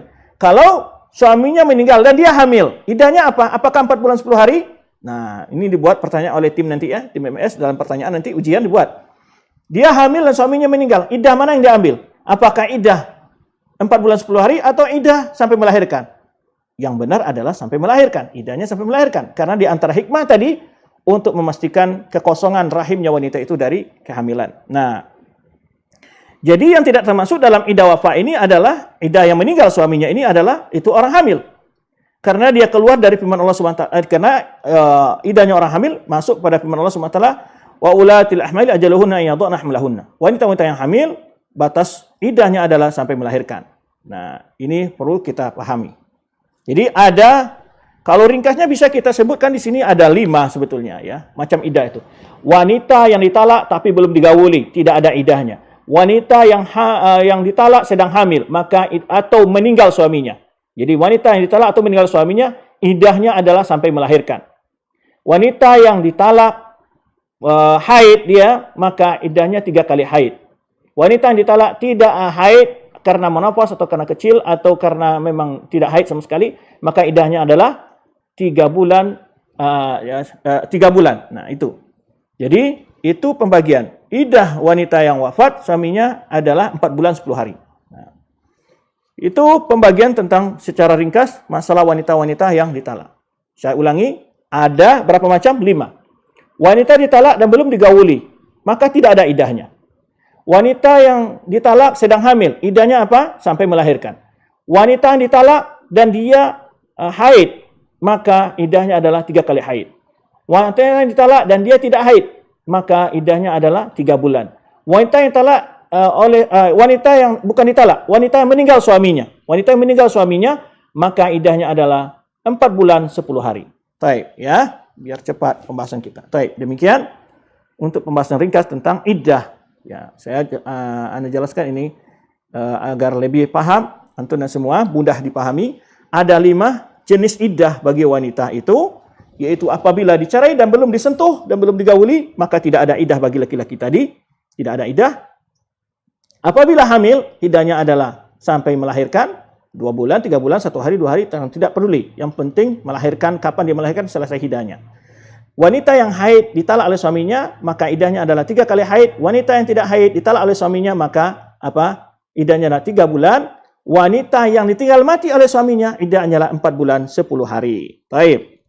Kemudian sekarang ini adalah hukum melamar wanita yang ditalak. Nah, ini gimana ini? Atau dilamar. Wanita tadi boleh menerima lamaran atau tidak? Nah, ini ada 2. Kalau dia adalah talak bainah, ya, atau talak raj'iyah, ini ada 2 perbedaan. Kalau raj'iyah dia tidak boleh menerima tawaran secara terang atau sindiran, nggak boleh. Kalau talaknya bainah, dia boleh menerima secara sindiran tapi tidak boleh secara terang-terangan. Ini ringkasannya. Baik, ini dijelaskan di sini. Al-mu'tadah raj'iyah, wanita-wanita yang talak rujuk, yang ada posisi itu masih 1-2 ya. Nah, ini haram untuk melamar wanita tersebut, baik secara terang-terang atau secara sindiran. Tentu kalau haram, wanita juga haram. Jadi kalau dia di dalam masa iddah, dilamar oleh laki-laki dan dia memberi harapan, nih berdosa. Laki-laki berdosa, wanita tersebut juga berdosa. Ya, baik secara sindiran maupun secara terang-terangan. Karena wanita itu masih dalam hukum sebagai istri. Ya. Fala yajuzu li ahadin, maka tidak boleh seorang pun, laki-laki manapun, untuk melamarnya. Ya, li'anna mazalat fi ismati zawjiha, karena dia masih dalam genggaman, ya, suaminya, masih dalam sah sebagai istri, sebagai istri dalam iddahnya itu. Baik. Yang kedua adalah iddah yang tidak ada peluang untuk kembali kepada suaminya, ghaira raj'iyah. Maka ini haram mengkhidmahnya secara terang-terangan, secara tasrih, dan tidak dilarang secara ta'rid, secara sindiran. Nah, ini. Di sini dalilnya adalah firman Allah Subhanahu wa taala, wala junaha alaikum fima aradtum bihi min khitbatin nisa. Wala junaha alaikum fima aradtum bihi min khitbatin nisa. Tidak ada dosa atas kalian jika kalian memberikan ta'rid, menyindir ya, dan untuk mengkhitbah wanita yang ditalak tersebut. Apa maksudnya tasrih secara terang-terang melamar? Ya, ini juga larangan bagi wanita itu sendiri ya. Wanita juga tidak boleh menerima tawaran kalau dia masih dalam masa idahnya. Ya. Secara terang maksudnya adalah menjelaskan maksud ingin menikahi dia. Saya ingin menikahi anti. Ya, kalau sudah habis idah anti, saya siap nikah sama anti. Nah, itu secara terang-terangan. Ya. Seperti dia mengatakan, uridu antazawajak, ya, antazawajaki. Aku ingin menikahimu. Li'annahu qad yahmiluha al-hirsu 'ala az-zawaj 'ala ikhbar bi inqida'i iddatiha qabla inqida'iha fi'lan. Nah, boleh jadi wanita tadi karena sudah ingin nikah, dia mengatakan idah saya sudah selesai padahal belum. Maka boleh itu dari antara hikmahnya agama tidak membolehkan menawar wanita yang masih dalam iddah itu, melamar wanita yang masih dalam iddah. Karena wanita ini sudah kebelet ingin nikah, umpamanya dia mengatakan iddah saya sudah selesai, umpamanya tidak boleh. Kalau secara sindiran bagi wanita yang tidak yang tidak punya peluang untuk kembali kepada suaminya tadi secara sindiran, nah bikhilaf sindiran boleh. Fa'innahu ghairu sharih, karena dia tidak secara nyata apakah nikah dengan dia atau dengan orang lain. Nah, itu bibayani tasawujiha fala yatab alai mazur, karena tidak secara terang dia ingin menikahi maka tidak dilarang hal itu. Ya, karena ini berdasarkan apa yang dipahami dari ayat tersebut. Nah, apa contohnya ta'rif sindiran itu adalah umpamanya anti ini pasti banyak orang yang suka, ya itu banyak, pasti banyak orang yang suka. Insya Allah anti akan dapat pasangan, ya gitu. Tapi tidak nyatakan dirinya sendiri. Ya, seperti dia katakan inna fi misliki la raghibun.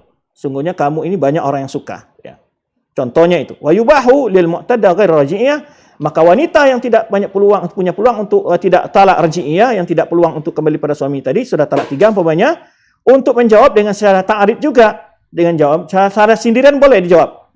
Tapi tidak boleh menjawabnya, tidak halal menjawab dengan cara tasrih. Ya.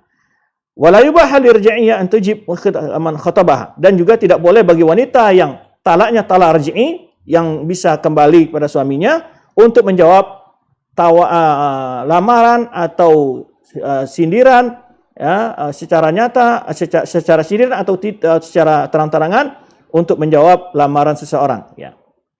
Nah, ini yang dimaksud.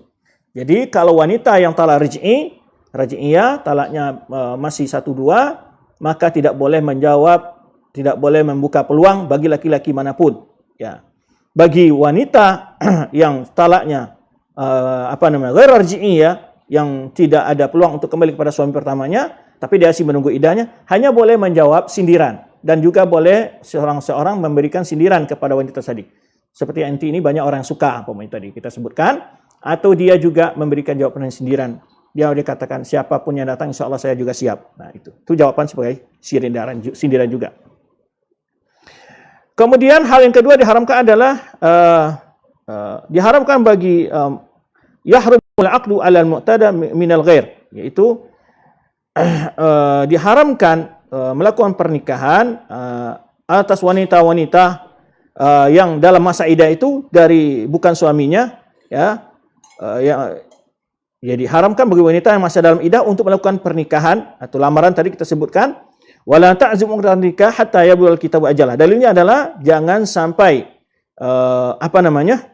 melakukan perencanaan nikah, ya, sampai selesai iddahnya. Berkata Ibnu Katsir, dia maksudnya adalah wala taqdu al-aqd dan nikah. Jangan sampai wali-walinya menikahkan anak-anak perempuan mereka, menikahkannya sampai selesai iddah. Dan ini adalah kesepakatan ulama, dan annahu la yahsidul aqdu fi muddatil iddah, ya, uddah.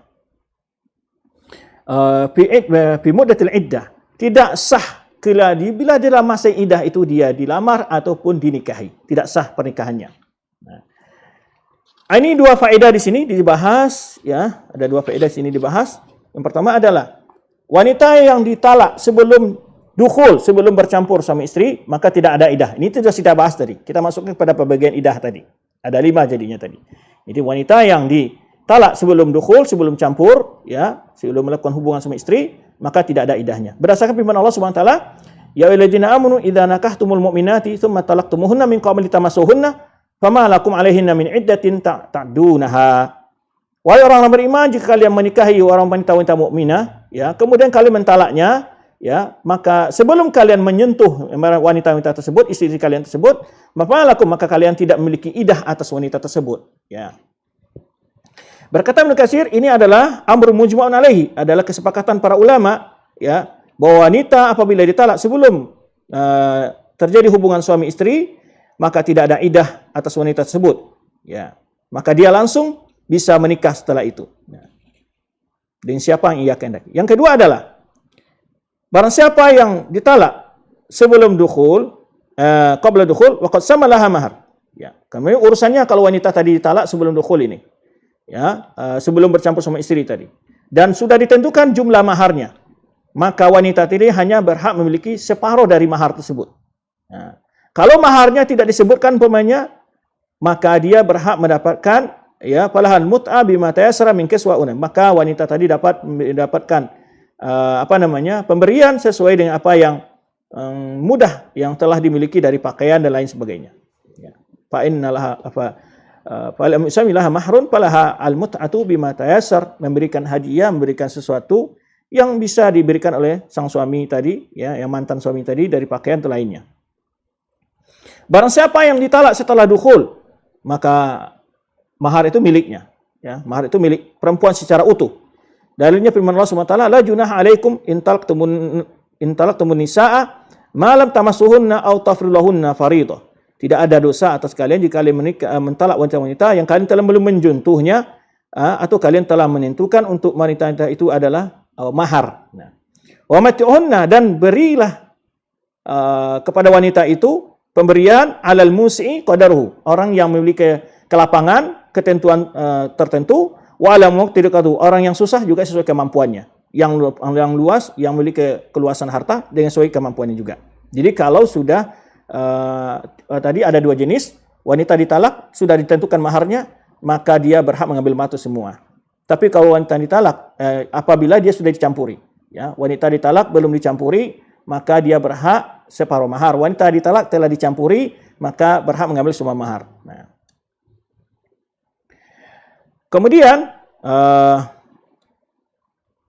Kemudian jika tidak ditentukan jumlah mahar tadi, maka masing-masing jika dia orang kaya, maka dia harus memberikan sesuai dengan kemampuannya, orang miskin juga sesuai kemampuan. Wa in talaqtumuhunna min qabli an tamassuhunna wa qad faratum lahunna fariidah fa nisfu ma faratum. Nah, jika kalian mentalak wanita-wanita itu sebelum kalian menyentuhnya dan kalian telah menentukan mahar untuk wanita itu, ya, maka separuh apa yang kalian tentukan untuk mahar itu wanita yang belum disentuh tadi. Laisa alaikum ya ma'syar zawat, tidak ada dosa atas kalian wahai para suami, ya, dengan mentalak wanita-wanita sebelum menyentuh dan telah menentukan mahar. Wa in kana bidzalika kasrul laha, walaupun hal itu akan membuat kesedihan bagi wanita, fa innahu yujbar bil mut'ah, maka hal itu diberikan hadiah kepada wanita tadi, memberikan pemberian. Wa hiya min kulli zawjin bihasbi halihi, maka setiap suami memberikan pemberian itu sesuai dengan kemampuannya, dari usran atau yusran, baik dari segi kesulitan atau kemudahan, bima jara bil uruf, sesuai dengan kebiasaan, ya, berapa pemberian itu. Kemudian Allah menyebutkan allati samalaha mahar wa amara bi ita'iha nisbahu. Kemudian Allah menjelaskan wanita yang sudah ditentukan maharnya kemudian ditalak sebelum dicampuri, maka diberikan separuh maharnya. Berkata Ibnu Katsir dalam tafsirnya juga, kenapa separuh pembagian mahar tadi? Ya, karena hal ini adalah amrun mujma' alaihi bainal ulama la khilaf bainahum. Hal ini disepakati para ulama, tidak ada perbedaan antara mereka dalam hal ini. Yang ketiga, diharamkan wanita yang dalam iddah itu ada iddah yang wafat suaminya. Kalau tadi tidak wafat. Ini sekarang iddah wafat suaminya, apa yang diharamkan?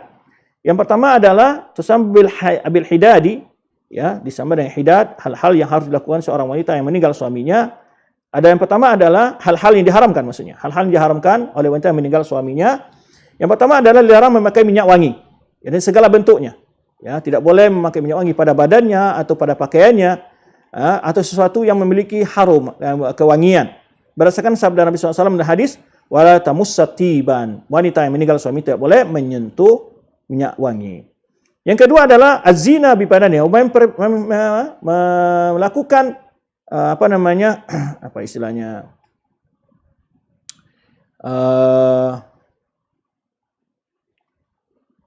merawat badannya, ya, melakukan perawatan badannya, ya, melakukan perhiasan pada badannya, berhenna dan sebagainya macamnya, maka diharamkan atas wanita yang dalam wafat suaminya itu Di dalam masa idahnya untuk khidab, yaitu mencela, berhina, ya, dan segala macam bentuk perhiasan seperti celak dan hina pada tangannya.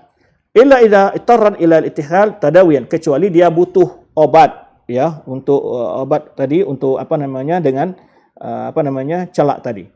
Bukan untuk sebagai perhiasan. Maka wanita tersebut boleh untuk memakainya di malam hari dan menghapusnya di siang hari, ya. Dan boleh dia menggunakan obat di matanya dengan celak itu kalau itu sebagai obat, bukan sebagai hiasan. Yang ketiga adalah memakai pakaian-pakaian yang menarik, yang bagus. At-tazayyun bisiyab, berhias dengan pakaian, ya. Nah, yang biasanya itu adalah pakaian ke pesta, ke keluar rumah, misalnya memang sana alizina, yang memang tujuan untuk berhias. Dan hendaklah wanita tadi memakai pakaian yang tidak ada hiasannya, yang tidak memakai pakaian yang tidak merupakan pakaian berhias. Dan tidak ada warna khusus bagi wanita-wanita yang meninggal suaminya dalam masa iddah itu. Yang keempat adalah tidak boleh memakai perhiasan emas, perak, perhiasan lainnya. Yang kelima, tidak boleh tidur di luar rumahnya, ya, ke rumah tetangga, ke rumah lain, nggak boleh dia keluar rumahnya untuk tidur, ya. Ya, di rumah yang tempat meninggal suaminya, di rumah suaminya. Dia wajib menunggu sampai selesai iddahnya.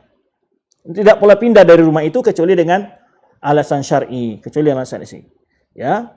Dan tidak boleh keluar untuk menyinggung orang sakit, ya, untuk berziarah ke temannya atau kerabatnya. Tapi dibolehkan wanita dalam masa iddah yang wafat suaminya itu untuk keluar rumah di siang hari, ada kebutuhan beli makan, ya, kebutuhan-kebutuhan yang darurat, ya. Wala tamna min ghairi hadhil asya', dan tidak ada larangan dari selain 5 perkara ini, ya. Berkata Ibnu Qayyim rahimahullah, ya, dan tidak dilarang wanita-wanita yang masa iddah itu untuk memotong kukunya, itu boleh, ya, mencabut bulu keteknya, atau memendekkan rambutnya, atau memendekkan rambutnya kepada halqihi sampai di bahunya, ya, atau ya mandi dengan menggunakan sidir atau menyisir rambutnya, itu tidak dilarang, ya. Pokoknya membersihkan badannya dengan cara normal itu tidak masalah. Tapi merawat, pergi ke salon kecantikan nggak boleh. Berkata Syaikhul Islam Taimiyah, dan juga boleh bagi wanita yang masa iddah tadi memakan apa yang dibolehkan Allah. Jadi karena memang di budaya-budaya jahiliyah di sebagian masyarakat itu tidak boleh makan yang enak-enak. Nah, selain dari 5 perkara tadi tidak ada yang dilarang. Itu maksudnya tadi. Apa? Berhias pada dirinya, pada pakaiannya, memakai perhiasan emas, apalagi memakai minyak wangi, dan mabit atau tinggal bermalam di rumah orang lain, ya, tetangga atau karib kerabat. Nah, itu selain 5 itu boleh. Makan, tidak ada yang larang, makan buah-buahan, daging semakannya, minum apa saja boleh, jus segala macamnya, ya.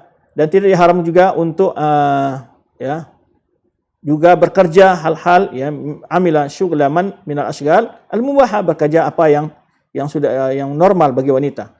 Atau turis seperti umpamanya penjahit, ya, dan lain sebagainya, ya. Hal-hal yang biasa dilakukan oleh wanita, umpamanya bersihkan rumah, di luar rumah dia tamannya dibersihkan.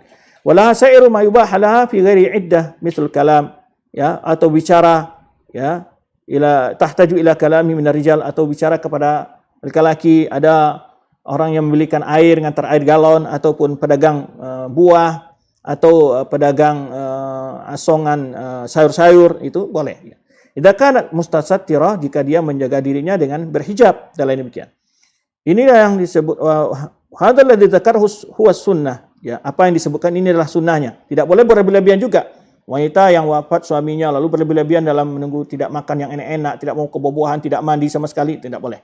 Ya, tidak boleh. Hal itu adalah diharamkan. Ya, ini yang dilakukan oleh para istri Rasulullah SAW dan juga para istri para sahabat apabila suami-suami mereka meninggal. Baik. Wa ma yaqulul awam, ada pendapat orang-orang awam mengatakan bahwa dia harus menutup mukanya dari bulan purnama, tidak boleh melihat bulan purnama. Wala tasila satul man, tidak boleh naik ke loteng, ya, ke loteng rumahnya. Wa tidak boleh bicara dengan laki-laki, ya, atau menutup mukanya dari mahram-mahramnya, ya, dan lain demikian. Ini adalah tidak ada dasarnya dalam agama sama sekali. Itulah hal yang dapat kita bahas dalam perkara-perkara hal-hal yang harus diperhatikan oleh wanita dalam masa iddah jika suaminya meninggal. Wallahu a'lam bishawab. Insyaallah Kita masih ada satu pertemuan lagi, mudah-mudahan selesai. Ini cukup panjang juga ini pertemuannya ini. Kemungkinan ini juga bisa 2 pertemuan, itu pertemuan yang ke-11 ini ya, atau 12. Penjelasan riwayat ahkam ya, tahfazul limar'ah karamataha wa tasunu iffataha, yaitu menjelaskan hukum yang dapat menjaga kemuliaan dan kehormatan wanita. Ya, insyaallah ini pada jumpa yang akan datang. Demikian wallahu a'lam bishawab. Mohon maaf jika ada kekurangan dalam penyampaian materi ini. Berikutnya kita akan lihat pertanyaan-pertanyaan yang masuk dalam Q&A atau yang dikirim melalui WA.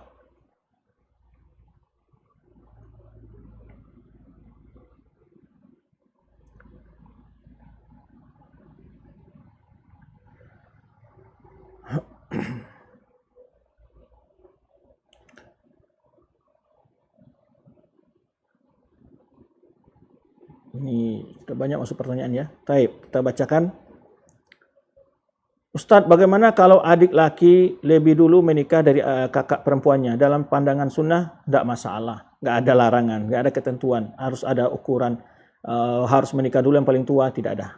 Ya, tidak ada ketentuan seperti itu. Adalah tergantung dari kemauan dan kehendak menikah. Kalau adiknya sudah kebelit menikah, ya sudah menikah. Ya. Oh, bagaimana caranya kita tahu seorang itu baik agama dan akhlaknya? Dilihat dari segi pendidikannya, ya, ibadahnya, kesehariannya, temannya siapa, itu bisa. Tempat belajarnya di mana, bisa dari sisi itu. Ya. Dan suruh saudara yang laki-laki kita, mahram kita yang laki-laki untuk mencoba berkenalan dengan laki-laki tersebut. Bagaimana dia dengan orang tuanya, bagaimana dengan tetangganya, bagaimana dengan sholatnya, ya.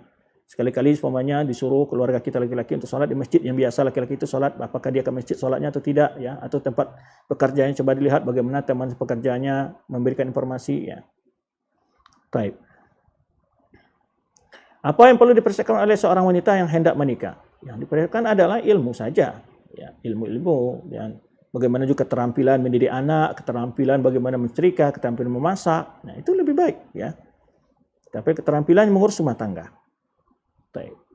Tentu juga mental ya, perlu dengan ilmu, kesabaran. Karena dalam rumah tangga itu tidak akan sebahagia malam pertama sepanjangnya, tidak demikian. Ya. Dan justru malam pertama itu maka disebutkan malam pertama saja. Malam kedua dan ketiganya wallahu alam, ya kan. Maka arti akan ada tantangan dalam berkeluarga itu. Apalagi kalau hidup sudah bertahun-tahun akan banyak kesalahan. Maka dalam keluarga jangan suka melihat kesalahan-kesalahan yang berlalu. Karena kalau kita sudah melihat kesalahan baru, begitu banyak kayaknya kesalahan-kesalahan pernah dilakukan. Ya pantas, karena kita sudah hidup bersama dalam rumah tangga, pasti melihat satu sama lain kesalahan kekurangannya. Kalau kita baca kekurangan yang sama 10 tahun yang lalu, itu sudah menumpuk ya, bisa tidak termuat dalam kamar kita. Baik, yang kelima adalah bismillah Ustadz,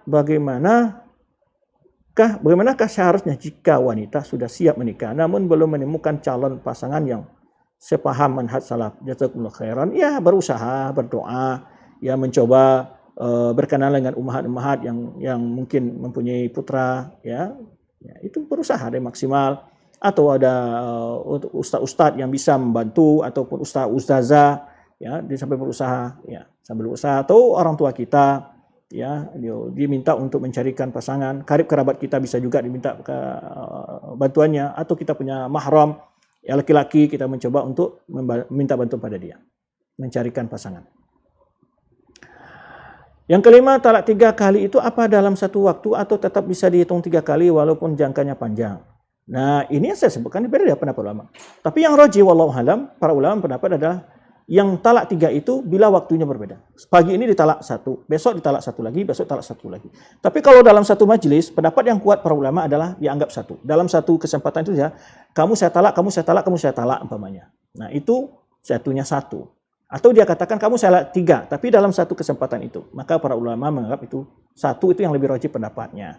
Walau tetapi ada pendapat ulama lain di masa Umar bin Khattab, di amdoh, ya dilaksanakan ungkapannya itu. Jadi untuk memberi peringatan kepada laki-laki tidak mudah mengungkapkan talak 3.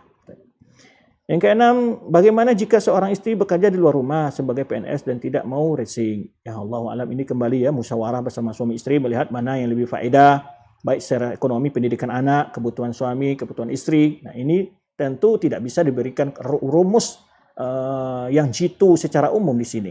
Lalu dipandang di mana tempat bekerjanya, bagaimana proses dia bekerja, bagaimana waktu bekerjanya, dilihat pertimbangan itu dibicarakan secara baik-baik dengan suami istri ya. Dan kalau ada ustadz yang bisa menengahi, minta langsung bicara dengan salah seorang ustadz, dibawa suami istri bertemu untuk membicarakan hal itu. Itu caranya ya. Apakah masalah penampilan fisik juga termasuk hal yang harus diperhatikan dalam menentukan tingkat sekufu dalam memilih pasangan? Ya, boleh saja. Boleh saja, cuman tekufuknya jangan terlaluan ya maksudnya. Boleh saja, karena kalau sekarang suami terlalu ganteng, istrinya terlalu jauh, kadang-kadang hal itu juga menjadi fitnah ya, atau sebaliknya.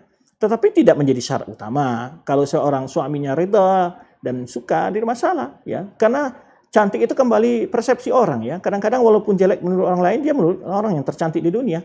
Walaupun dia lihat jelek orang lain, tapi dia melihat adalah orang terganteng di dunia ya. Baik. Tapi tentu memang memilih fisik yang sehat, itu utama, biar juga keturunan juga sehat. Ini bertanya bagaimana jika menunda penikah karena menanggung ibu yang single parent, tulang punggung keluarga. Nah ini juga hal yang harus dipertimbangkan. Ya seorang anak tentu dia bertanggung jawab, kalau dia perempuan tidak bertanggung jawab atas ibu, tapi dia akan birrul walidain, harusnya begitu. Maka carilah pasangan-pasangan yang mungkin juga memahami keadaan kita, ya. Yang dia juga tetap akan kepada ibu kita. Ya, dia menganggap ibu kita adalah sesuatu yang harus menjadi tanggung jawab dia karena tidak punya orang lain yang bisa memberikan bantuan kepada ibu tersebut. Baik. Jika seorang wanita lahir dari perselingkuhan ibunya, kelak yang jadi walinya suami ibu ayah kandungnya, ibu suaminya punya anak lelaki, apakah saudara lelaki jadi wali? Tidak ada hubungan wali di sini, ya. Maka oleh sebab itu para ulama menyebutkan tidak ada hubungan wali, makanya mau nikahkannya adalah hakim atau itu wali hakim ya, bahasa kita wali hakim. Baik. Bagaimana jika menutupi hati untuk menikah dengan ikhwan lain karena takut tidak bisa mencintainya dan malah menzaliminya, apakah termasuk was-was? Ya, kok begitu? Tidak mau di seorang ikhwan ini cari ikhwan yang lain, itu aja. Bagaimana jika menutup hati untuk menikah dengan ikhwan lain karena takut tidak bisa mencintainya dan malah, ya perasaan untuk menikah harus tumbuh. Ada keinginan awaliyah ya, tapi tidak mungkin cinta itu tumbuh secara maksimal di awal kadang-kadang ya.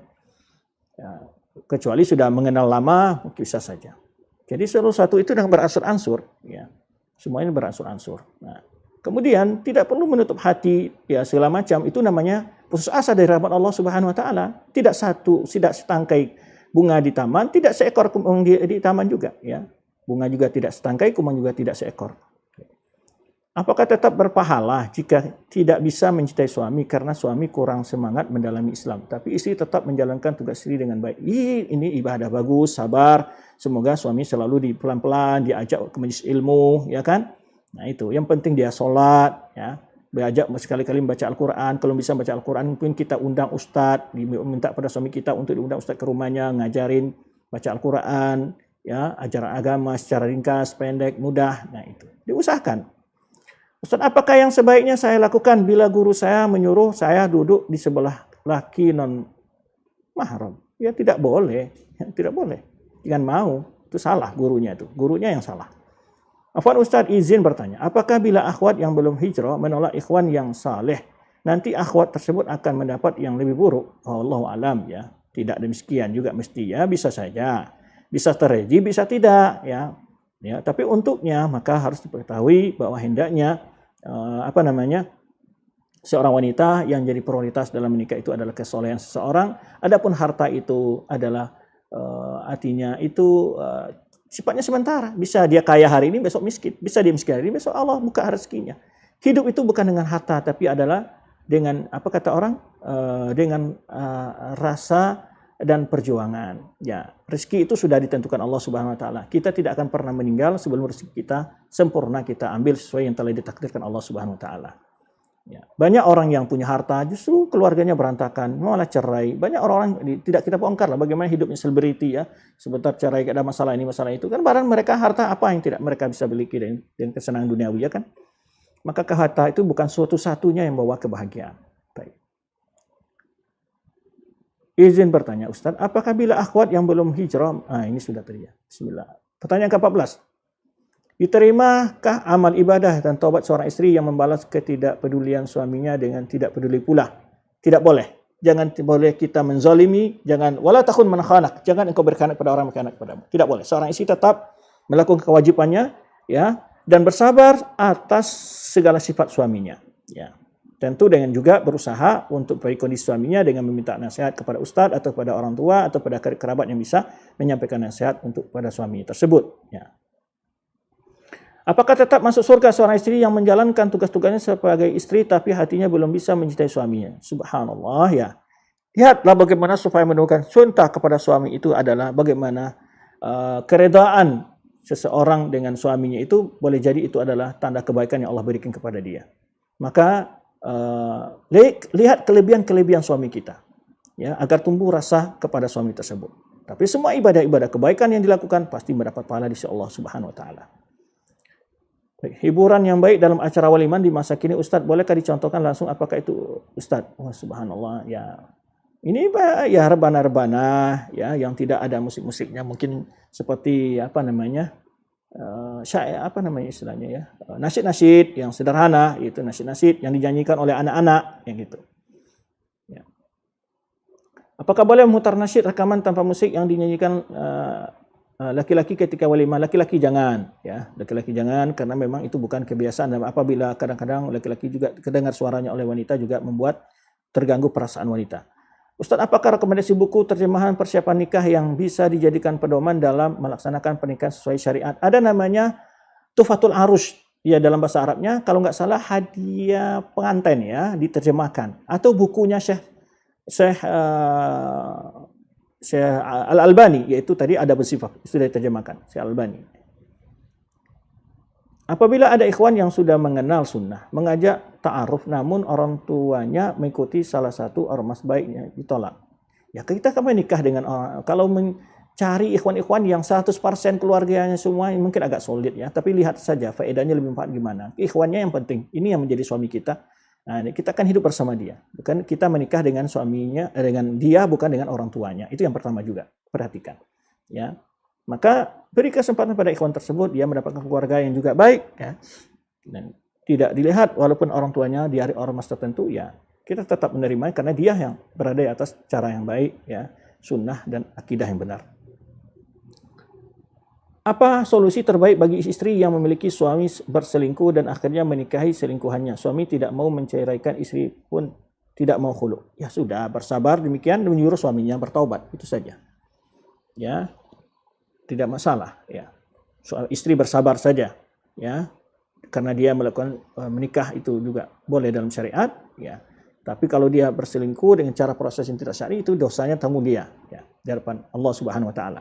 Dan kita tentu meminta suami, menasihati suaminya itu untuk tidak mengulangi perbuatan perselingkuhan. Tapi kalau dinikahi secara normal, ya, dengan melamar kemudian prosesnya syar'i, tidak masalah. Izin bertanya, siapakah yang jadi wali nikah anak perempuan hasil perselingkuhan suami ibu, selingkuhan ibu, atau ini sudah kita jelaskan tadi, adalah wali hakim, ya. Bolehkah diberitahukan pada kami semacam syair apa yang dibolehkan? Waduh, saya banyak nggak hafal syair untuk itu, ya. Yang penting isinya benar, nasihat-nasihat, ya, di pernikahan bisa saja banyak. Contoh yang penting tidak ada isinya yang memuja-muja laki-laki dan perempuan sebaiknya. Keindahan rahmat Allah, kenikmatan dalam berkeluarga, nikmatnya anak yang soleh, bisa saja. Bagaimana hukumnya jika orang tua istri menyuruh ia menceraikan suaminya karena suami yang enggan merawat istri yang sakit, padahal suami hanya ingin istri dan anaknya tinggal bersamanya. Suami tidak ingin cerai karena berat dengan masa depan anaknya. Suami pun sudah mengakui kesalahannya, tapi orang tua istri tetap berselingkuh, ingin mereka cerai saja. Haruskah istri menuruti orang tua? Tidak boleh, ya. Tidak boleh. Keinginan orang tua seperti ini tidak boleh. Dan orang tua ini berdosa. Ini juga banyak masalah dalam keluarga itu adalah efek dari masuknya pihak ketiga kadang-kadang. Jadi kalau orang sudah menikah, dia urusan keluarganya, bagaimana keluarganya aman, tentram, walaupun ada kesalahan dari pihak istri atau pihak suami. Bagaimana kalau seandainya pihak istri yang berbuat seperti itu? Apakah ibu juga redha dipaksa suatu cerai? Itu tidak. Jadi kita punya kesalahan itu pasti, kealfaan itu pasti. Semuanya kita punya kekurangan. Namun jika kita memaafkan dan dia apalagi mengakui kesalahannya, dia ingin berubah dan tahu kesalahannya, ini suatu poin yang bagus, ya. Jangan dengarkan perkataan ibu kalau dia meminta kita bercerai dengan suami kita dengan tidak alasan syar'i itu seperti itu. Dan kesalahan-kesalahan yang normal terjadi dari manusia biasa, hal seperti itu. Adakah solusi saat ini istri mengajukan khulu karena suami berzina, tapi di persidangan suami menyangkal suaminya dan ingin tetap lanjut pernikahan? Ya, kalau dia memberikan bukti-bukti, hakim akan memutuskan sesuai dengan permintaan istri. Itu kembali kepada hakim nanti. Ya, saya tidak bisa memutuskan. Hakim melihat persidangan itu semua. Ya. Ustaz, bagaimana hukumnya jika kita menikah calon suami kita memberikan seperangkat alat sholat dan Al-Quran? Apakah kita pertanggungjawabkan nanti? Apakah kita diminta pertanggungjawaban nanti? Enggak, ini mahar. Mahar itu jadi milik kita. Ya. Mahar itu menjadi milik kita, milik suami. Milik istri. Semua mahar itu milik istri. Baik. So, bagaimana dengan suami membantu pekerjaan istrinya dan tidak mau sedia membantu bilangnya? Dan yang tidak mau sedia membantu. Bilangnya itu kan tugas istri. Bagaimana jalan keluarnya mungkin ya? Suami membantu pekerjaan rumah istri. Maksudnya apa ini? Dan yang tidak mau bersedia membantu. Baik. Suami jika dia peluang waktu birrul kepada istri. Tapi dasar utama yang wajib melanjutkan pekerjaan rumah tangga istri. Bila suami punya waktu, punya kesempatan untuk membantu istri, itu lebih baik. Birrul. Menjalin kerjasama yang baik. Iya. Tapi bukan berarti suami pagi harus nyuci dulu, baru berangkat kerja. Nah, ini menghambat kelancaran pekerjaan suami dan mencari nafkah. Tapi kalau seorang suami ingin membantu istri, itu baik. Tidak masalah. Sebenarnya dicontohkan dari Rasulullah juga menjahit baju beliau sendiri. Itu tidak masalah.